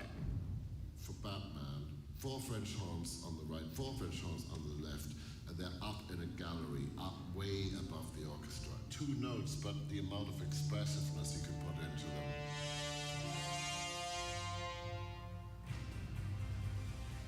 This is a musician's life. Everybody tells you not to do it and get a real job. When all is said and done, and we built the highest high-rises and we built the fastest machines, there's still going to be room for somebody to tell you a story or somebody to write you a piece of music. The seconds of your life are ticking away. If somebody tells you that there's a rule, break it. That's the only thing that moves things forward. I'm Hans Zimmer, and this is my masterclass.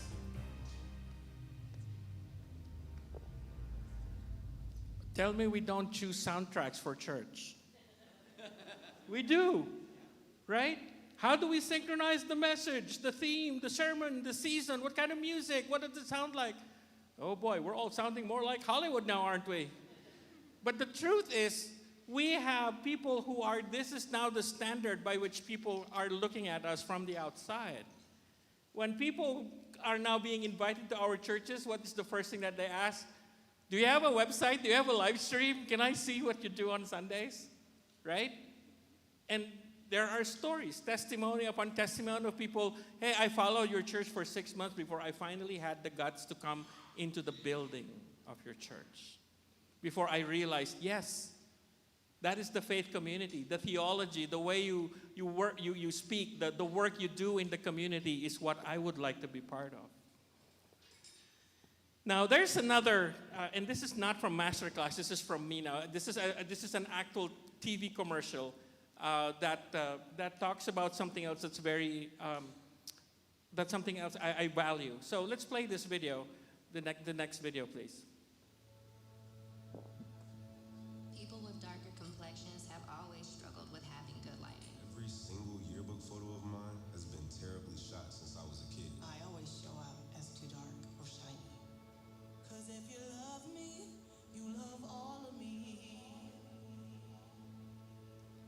Everything the light touches, oh, baby, give me light touches.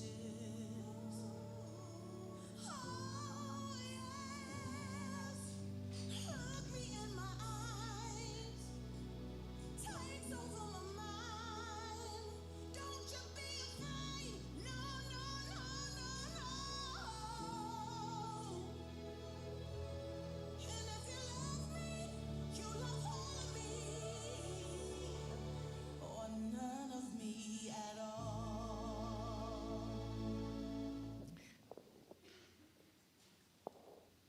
Skin tones are an important part of how we do it. The thing with Zoom, how many of us use Zoom or the other internet? Yeah. The problem with that I realize is when I start to join it or when persons of color start going on Zoom, what did I notice? We all look white. And if there's a feature there in Zoom, at least when they were starting, that enhance my image, when you click on that, oh boy, I really look good now and I look white. Suddenly the diversity is not there anymore because technology is very limited, or maybe that is the mindset that is what beauty is. And we miss out on the skin tones that we have. And that's why I asked Ross to come up here earlier, because I just wanted to show you there's beauty in Ross's skin tone as it is in mine. Right? And this is an important part of the storytelling process, because sometimes when we start with the story, it's really important to name those things. When you say, I am a dark-skinned immigrant from the islands, it does tell a story. When you talk about Jesus wearing a white robe with blue sash as an image, and he looks like he's from Sweden, that's what I heard somebody said. as opposed to the image sometimes of what Jesus really looks like if he is from the area where he grew up, it might be a very different skin tone. Amen? So, I have one more clip here I want to show you.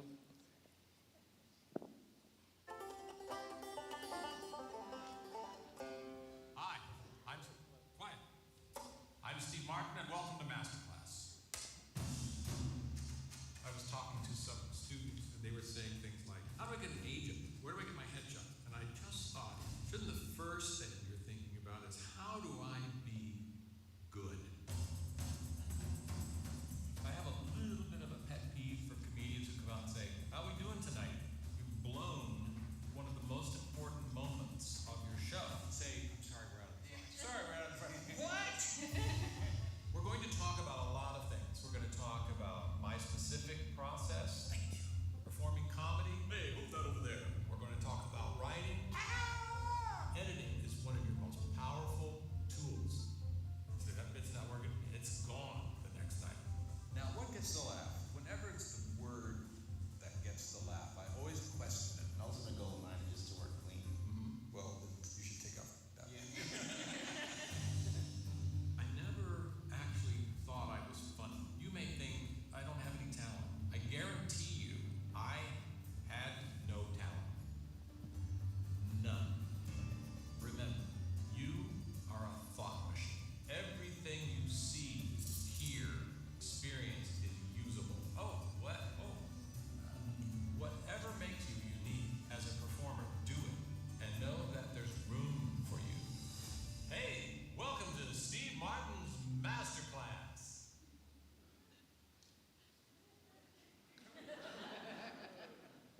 Right. Why did I show this to you? Well, what's funny is, as a pastor who preaches every now and then, I really sometimes feel like I am a comedian. Because I have this need to make people be engaged, right? Not that I'm making fun of what I'm doing, but it's the way I engage or I invite people to be engaged in my... If none of you are laughing at this point since I started, I would be heading out the door now. Because that means I'm not engaging with you in a way by which I should be able to engage in getting my story across. And it's really a question sometimes between preachers and comedians because we want to put in a joke. I know a bishop in the Western jurisdiction who always starts with a joke before he preaches. Yeah, I won't tell you his name, but that's too much trouble. All right, I'm going to pause here and see if there are any questions you have before we go to the next portion of it. So, yeah, Ross, would you have any questions? Any comments would be open. Yeah, I'm not going to call Mike 2, 1, 3, or 4. Just if you have something you want to share, something touch a nerve, or you want me to continue. Okay. Okay. Done. All right. Thank you, Ross.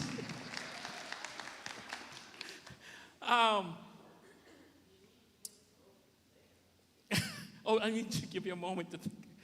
So, there were handouts that were given out to this next portion, and there is a QR code here. If you don't like to use paper, there's a QR code you can use here to get access to the handouts. And I give you permission to duplicate them. I made this, so this is not proprietary to anyone except to me. So if you're going to need them, just use them. And I want to go into a conversation about, you got it? Not yet, all right. Well, those who need paper, I think we have some paper here for folks.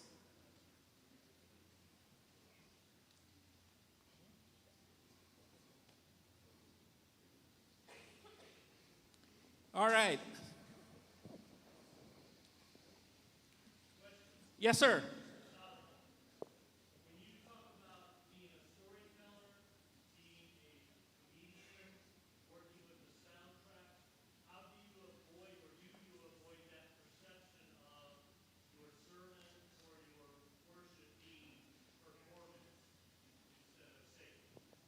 That's a very good question, and that is a very popular question. You see, what happened to me, because I'm a storyteller, I'll respond with a story in a way by which I hope you understand or get to my point. That happened to me when I was like, before I went to film school, before I went to study all of these things with media and broadcasting and everything, I thought I had the instincts already of how to do it. Sometimes my teachers were like telling me things, I'm like, oh, I know how to do that. Have you been in those moments when you're like, I didn't realize that somebody's putting an organized name or an organization to what you already instinctively know. So if you change or shift the way you view it, you prepare your preparation as what Ron Howard said earlier. You can be a storyteller, and we all can be directors, but we have to back it up with craft. And so when we view this, the training or the understanding of storytelling as a craft, then we should not, I don't feel guilty when I try to make my craft become better by the way I tell the stories to come through. Because yes, sometimes I will be asked to say, David, you can only do 10 minutes. And that's where my craft is put into a test. How do I make the most of the 10 minutes and get the story across? Does that make sense? Yeah. So it's not really more about, you're cutting me off because you're not giving me all the time in the world that I need to do this. Even in this presentation today, I have like 4 segments that we prepared because I don't know how the room was going to respond. And we were only going to cut it to 1 or 2 if that's where the room was going to go. And that's part of the crafting, the learning, the experience we have. So I hope when you are helping put together worship, because I work together with the worship team of our annual conference session of local churches.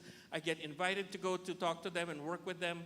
I always remind them, if you're a musician, be a good musician, but know that there's also a craft involved with how do you put the video to go with that?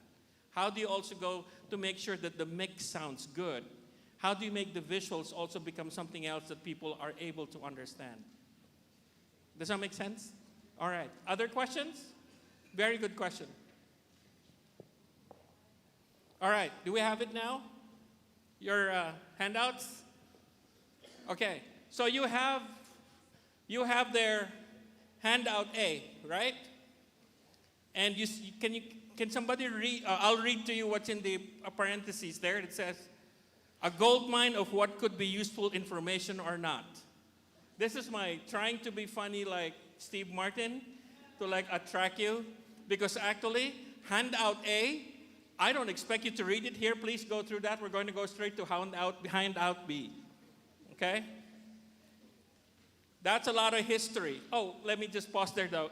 If you are going to handout A, there's a photograph at the bottom. Is it readable, the what's in the encryption? Yeah. There was a time, I think this was 10 years ago. I don't know if Melissa was already with us there. Were you with us when we went to DreamWorks?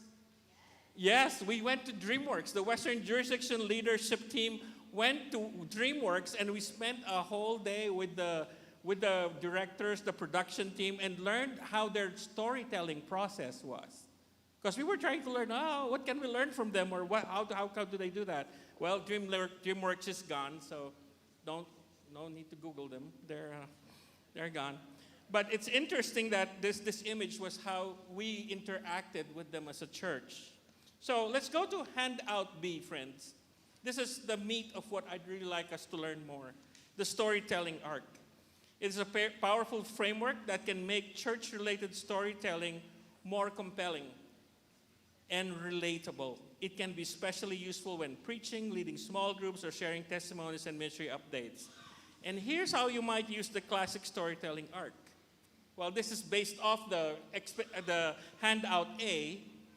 And so this is what we're going to do. Ross, I need your help here again, friend. So in the setting and the people here, there's 3 storylines I want us to look at here.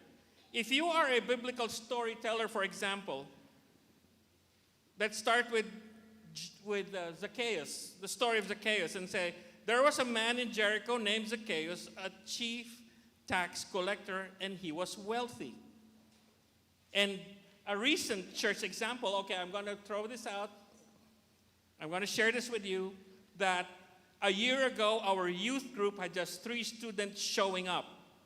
They felt disconnected, and so did we. Can we relate to that? Yeah. That's a story. That's a reality check. If you are a visual storyteller, if you are a photographer, or you like to put images together, this is showing your youth room with so many chairs. What do we call those? The couches? The sofa? The sofas, yes. The sofas, and there's nobody there. I mean, young people, 3 people. Can we have the image of, like, for example, in your mind, 3 young people in your large room that used to have 40, 30 young people, but now you're down to 3 who are all on their devices, right? Are they? Yeah, that's the sad reality. Okay, who else has other stories that you want to share about what's contextual to you? And Ross will help me identify your name, because I'd really like to hear your name. What is a contextual story that's not maybe just the youth group that you want to share here at this point? We're going to go through the arc, so this is just the beginning. What's a good story that you are facing in your community?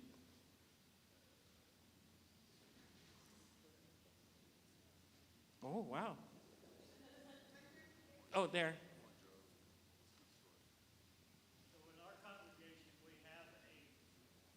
Yeah, we'd ask you to go to the mic, please. Thank you. Yeah, we have a little bit of a youth group, but mostly we have a seniors group. That's us, the congregation. And we got a sanctuary for 500 people, and sometimes we get 65. Wow. Sometimes we only have 45. Okay, there's a story there, right? That's a story that needs to be unfolded. Like, check more. Other stories.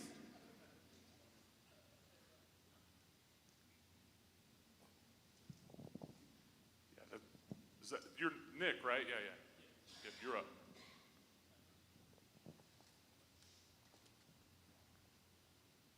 This is just a general story for my town, but there was a forest fire about 3 years ago that could have burned our community down, and it also polluted the water supply for a while, and we nearly ran out of water. Thank you. Wow. So if you're wondering what I am asking, you go to the connector part of the handout, where it says related to real people or biblical figures. If you're also telling the story, if you're not just the real one, but the current events one, but if you were trying to tell a story or write a story about biblical characters, so let's see that. It also tells here that keep it grounded and familiar, just like us. They were trying to make sense of their lives or something. Show a wide angle where the story is about to unfold. Thank you for talking about your community. And I want to pause here and tell, this is more of a technical thing. If you are one of those who have a live broadcast on Sunday, how many of us have churches that do a live stream of your church? Now let me ask this question. Before your church or your worship begins, do you have a photograph of your community that people can look at? This is where this part of the storytelling we are sometimes lacking. Please take a photo of the facade of your church, a nice facade, and let that stay there. Don't show us that your choir is still organizing or the people are still trying to put together the flowers there or something else. Put a facade of the church. Why? Because in our recent stories or experiences, people who want to come to your church, sometimes they don't know what your church looks like. And they drive around it, and they don't see that, oh, that's the church. Because sometimes we miss that connection of what that establishing shot is, of what it looks like. Okay? This is a simple tip I give to you. All right, let's go to the next portion, which says the rising action, the struggle or challenge. We build tension. What problem arises? What's at stake? Now, in the biblical perspective, we're looking at Jesus was coming to town and Zacchaeus couldn't see because of the crowd. That was his problem. Zacchaeus couldn't see it. And in a recent, going back to the youth group, our leaders felt discouraged We questioned if youth ministry was even worth it anymore. How many of you ever gone through that questioning, right? And for the visual storyteller, if you're an image person, it might be a juxtaposed photograph.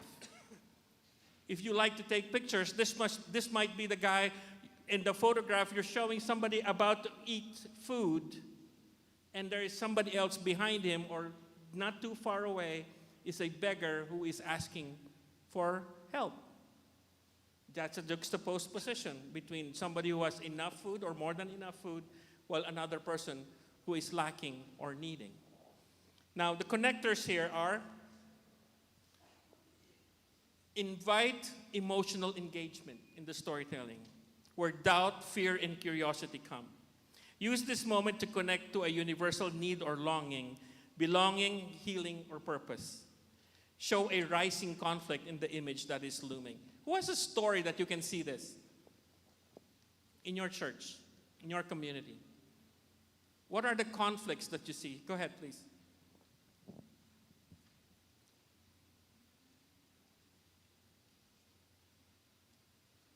The owner of the tattoo shop across the street from the church was murdered that morning. I don't know if they have a pastor, but I met him in the street. Wow.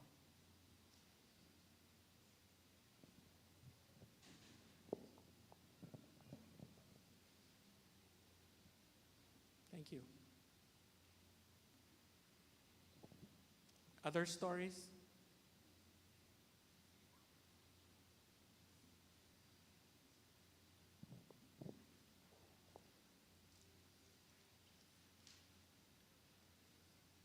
So many people are just right on the edge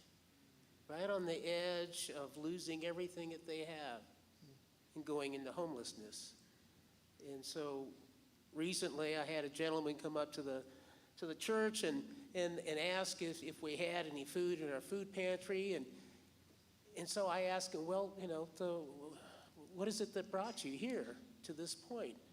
And he said that their home had burned down and that they've been living out of their trucks ever since, and continue to work on trying to, through services, to get placed in another home. But he's come back again, and I'm sure I will see him again and again before anything ever happens. Wow. It's almost like this is a time for like lifting them up as prayers, right? These stories. Like when we have a church joys and concerns. Go ahead. I have a positive story. I'm a storyteller, and I have very few short stories. And when they roasted me when I retired from the Marshal Service, they said what Larry Lindbergh needed was a short story. So I'll try and keep this short. My wife and I are in the Philippines last month at Davao City, and we were attending a conference out there, and the conference ended. My wife said, well, we're going to church on Sunday. And I said, well, are you going to Catholic church down the street? She says, no, we're going to the Methodist church. I said, everybody here in this city is either Catholic or Eastern religion. She says, no, I found a Methodist church.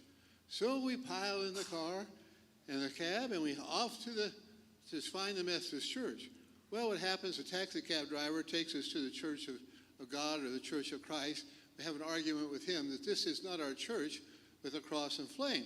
We get him to turn around. He goes down the street. Sure enough, we find the Methodist church, which has a very large gym with basketball courts and so on outside.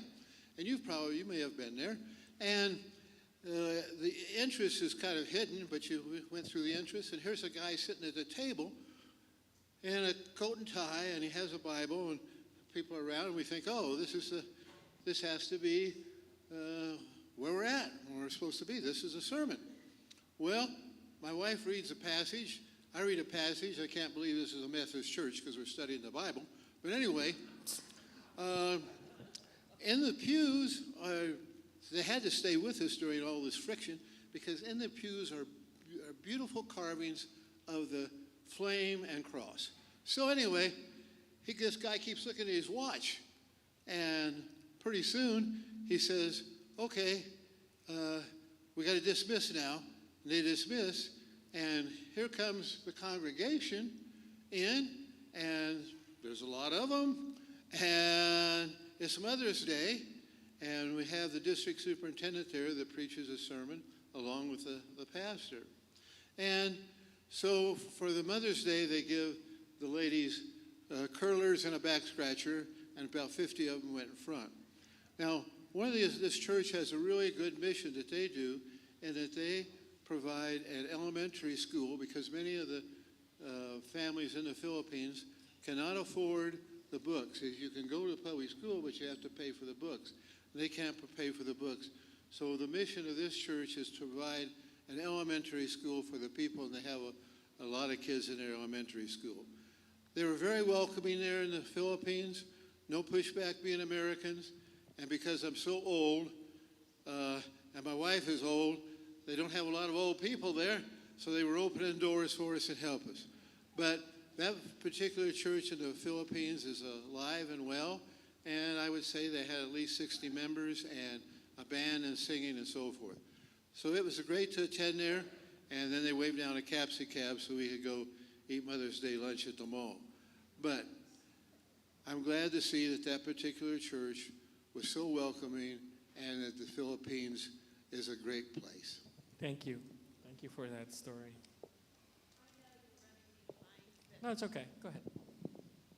I'm from St. Mark's in El Paso, Texas, and I'd like to say that 2 years ago when our Pastor Eddie came, we started congregational care, and it is booming.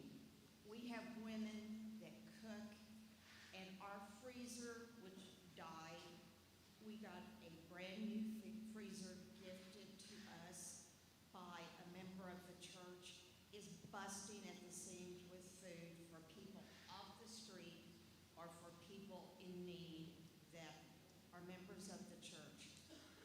It is so much easier to keep a program going than to let a program die. It's hard at first, but it just takes us one spark and one person with interest to ask us to help. So sometimes you have to look maybe not just at the budget, but you have to look at the empty pocketbook and ask people to help. Cooking is free most of the time. Thank you. All right, let's move on to the turning point, number 3, the peak point here. The big moment encounter, like some of the stories we've heard. In the biblical story that we're following, Jesus stopped, looked up, and said to Zacchaeus, "Come down, I must stay at your house today." And in that youth group story we're following, there's a parent who shared how much their teen needed a safe space, safe place. And we realized this ministry wasn't about numbers. It was about presence. I want to just pause here a little bit because it's nice to listen to, directors of connectional ministries and treasurers have a love-hate relationship. If you don't know that, that's just the reality of it. But I love our treasurer. I work with him very closely. But what I always tell him is, we always joke each other because he's an Excel person and I'm a PowerPoint person. So, we're always different. But I say, Brad, I wish your Excel spreadsheet could tell the stories of why suddenly the numbers dropped or why the numbers suddenly increased. And so we're working on a plan. We keep challenging each other. Is there a way to create a macro so that when you look back to the history and look at why this happened in our statistics, there is actually 3 paragraphs there that says, this is what happened. A story that somebody else would learn from later on when we go back. All right? So this is an example of some of those where, in number 3, the turning point, when the connectors say, this is where grace breaks in. This is where you highlight how God in the Spirit moved. This is a time of deep reflection and resolve. All right, we're going to go to number 4 now. This is now the pinnacle or the falling action, the response and change. And what happens after the turning point? How does the community respond? In the biblical story we're following, Zacchaeus stood up and said, I'll give half of my possessions to the poor. While in that youth group story, it goes to say, we changed our approach. We focused on relationships, not programming, and slowly the room began to fill with laughter and stories. See, there's no more number in laughter and stories, but it's the energy of the room. I go and visit, I preached in a small congregation 2 weeks ago, and they had like 40 people at worship. But the building was designed for 40 people. So it felt like it was full, and it was great. They had music, they had a wonderful time, and my wife Joy and I were the youngest people in that room. And we're almost 60. But the energy was very different. Sometimes I go to a space that's got 40 people, but the building is designed for 350 people. And it becomes really sad. The story there does not give a good reflection on what the reality is. And then you hear the story that says, somebody comes to me and says, if only your cabinet sends us a younger pastor, I'm sure we will have more young people here. No comment on the cabinet. But number 5, let's go to this.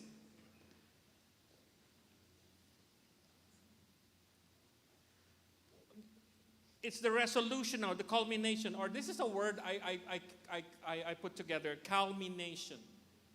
The culmination or acceptance, the new reality. What is true now? What do we carry forward? Biblical narrative, Jesus said, today salvation has come to this house. To finish the story of Zacchaeus. And in recent, this youth group story now says, now we have 12 students, each with a mentor, but more importantly, we know we're creating sacred space. And for the visual storyteller, it shows a perceived resolution. Now, the connectors here in this part, I want you to say, connect back to the beginning, end with the hope or a call to action, create a sense of anticipation for what's next. And I kid you not, Bishop Carlo and I did not talk about what he was going to preach about today.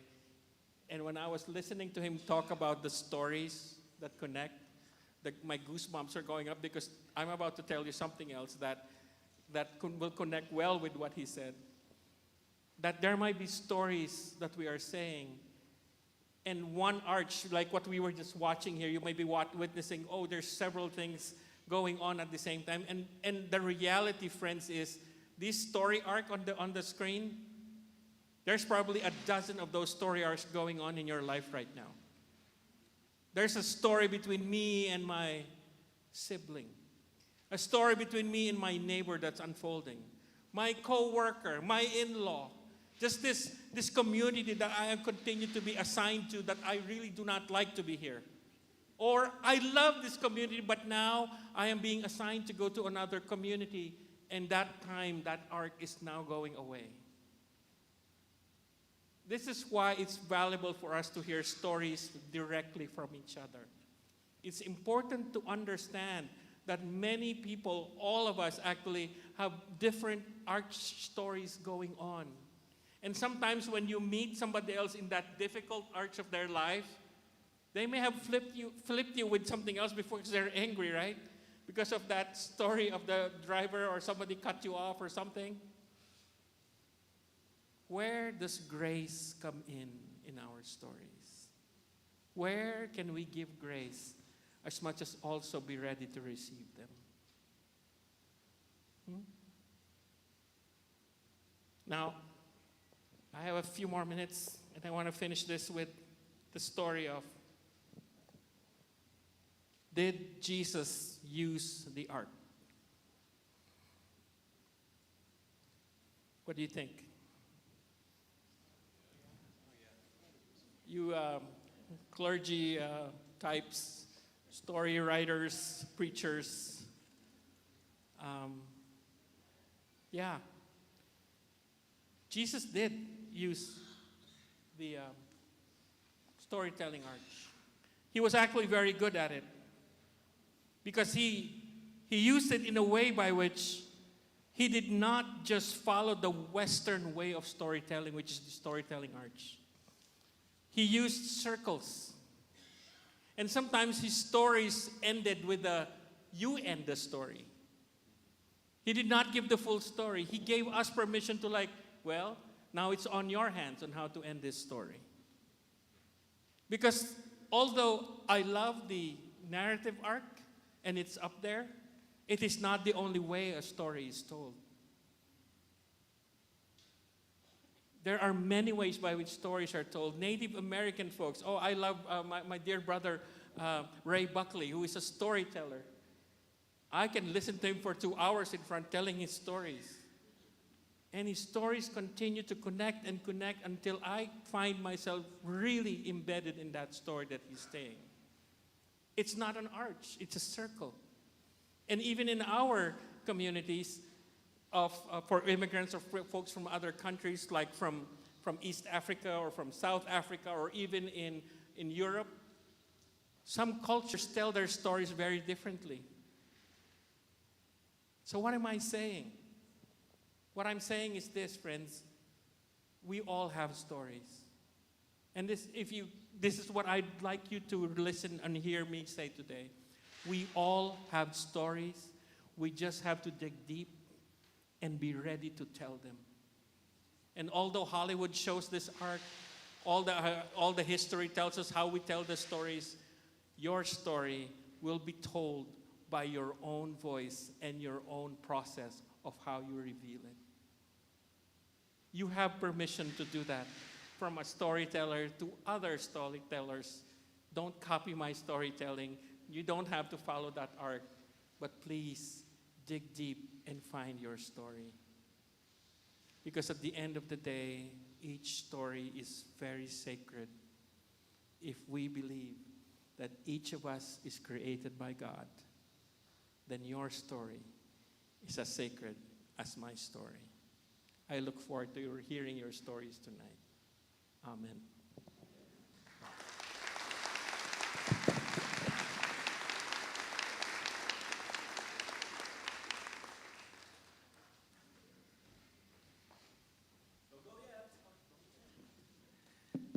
Let's give David some love, please. Yeah. So each one has a story that needs to be told, right? So during dinner tonight or shortly after, we'll have an open, kind of like an open mic time where we get to tell each other stories and we're invited to lean into each other's stories. We've got goodies for you, David. You know how weird it is to say David? Because in our culture, I call him Kuya, which is big brother. So, Kuya, we have something for you. A pen to write a story in. This is from your New Mexico pen. Oh, cool.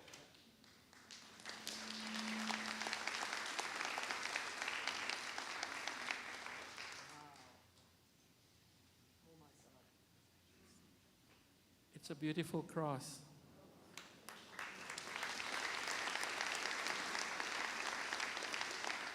If you come and visit my office, this will be in my wall because I am collecting crosses from the stories of where I have gone to. So thank you, New Mexico, and thank you, Bishop Carlo. And I'm not going to put it in my neck. I promise you that to wear. Thank you. All right. Well, friends, our stories will continue. I believe we are due for dinner now? Question mark? 5:30. So we've bought ourselves time to just kind of chill and lean into each other. Yes? Bishop. Josh Coy from St. John's and Faye Bars from St. John's. I'm going to let Faye take over if you want to. I would just like to acknowledge that today is Juneteenth. It is a federal holiday. It is a national holiday celebrating and recognizing the emancipation of enslaved people in the United States after the Civil War. And if we could have a moment of silence and a recognition, I would appreciate it. Thank you.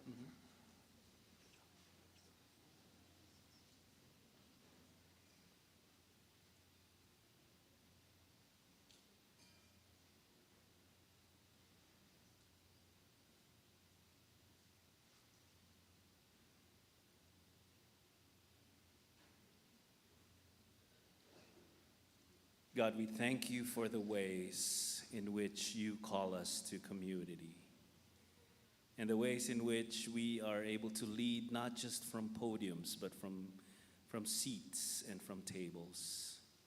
Thank you for this reminder of the significance of this day and the story of our African American siblings, which needs to be told.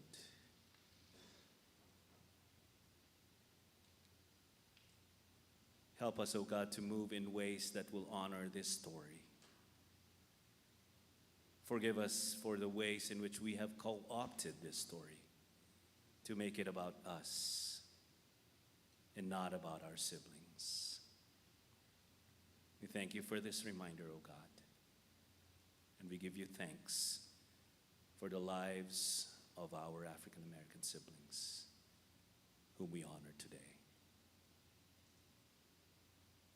In the name of Christ, our Lord. Amen. All right, we are on recess until dinner is served. Thank you.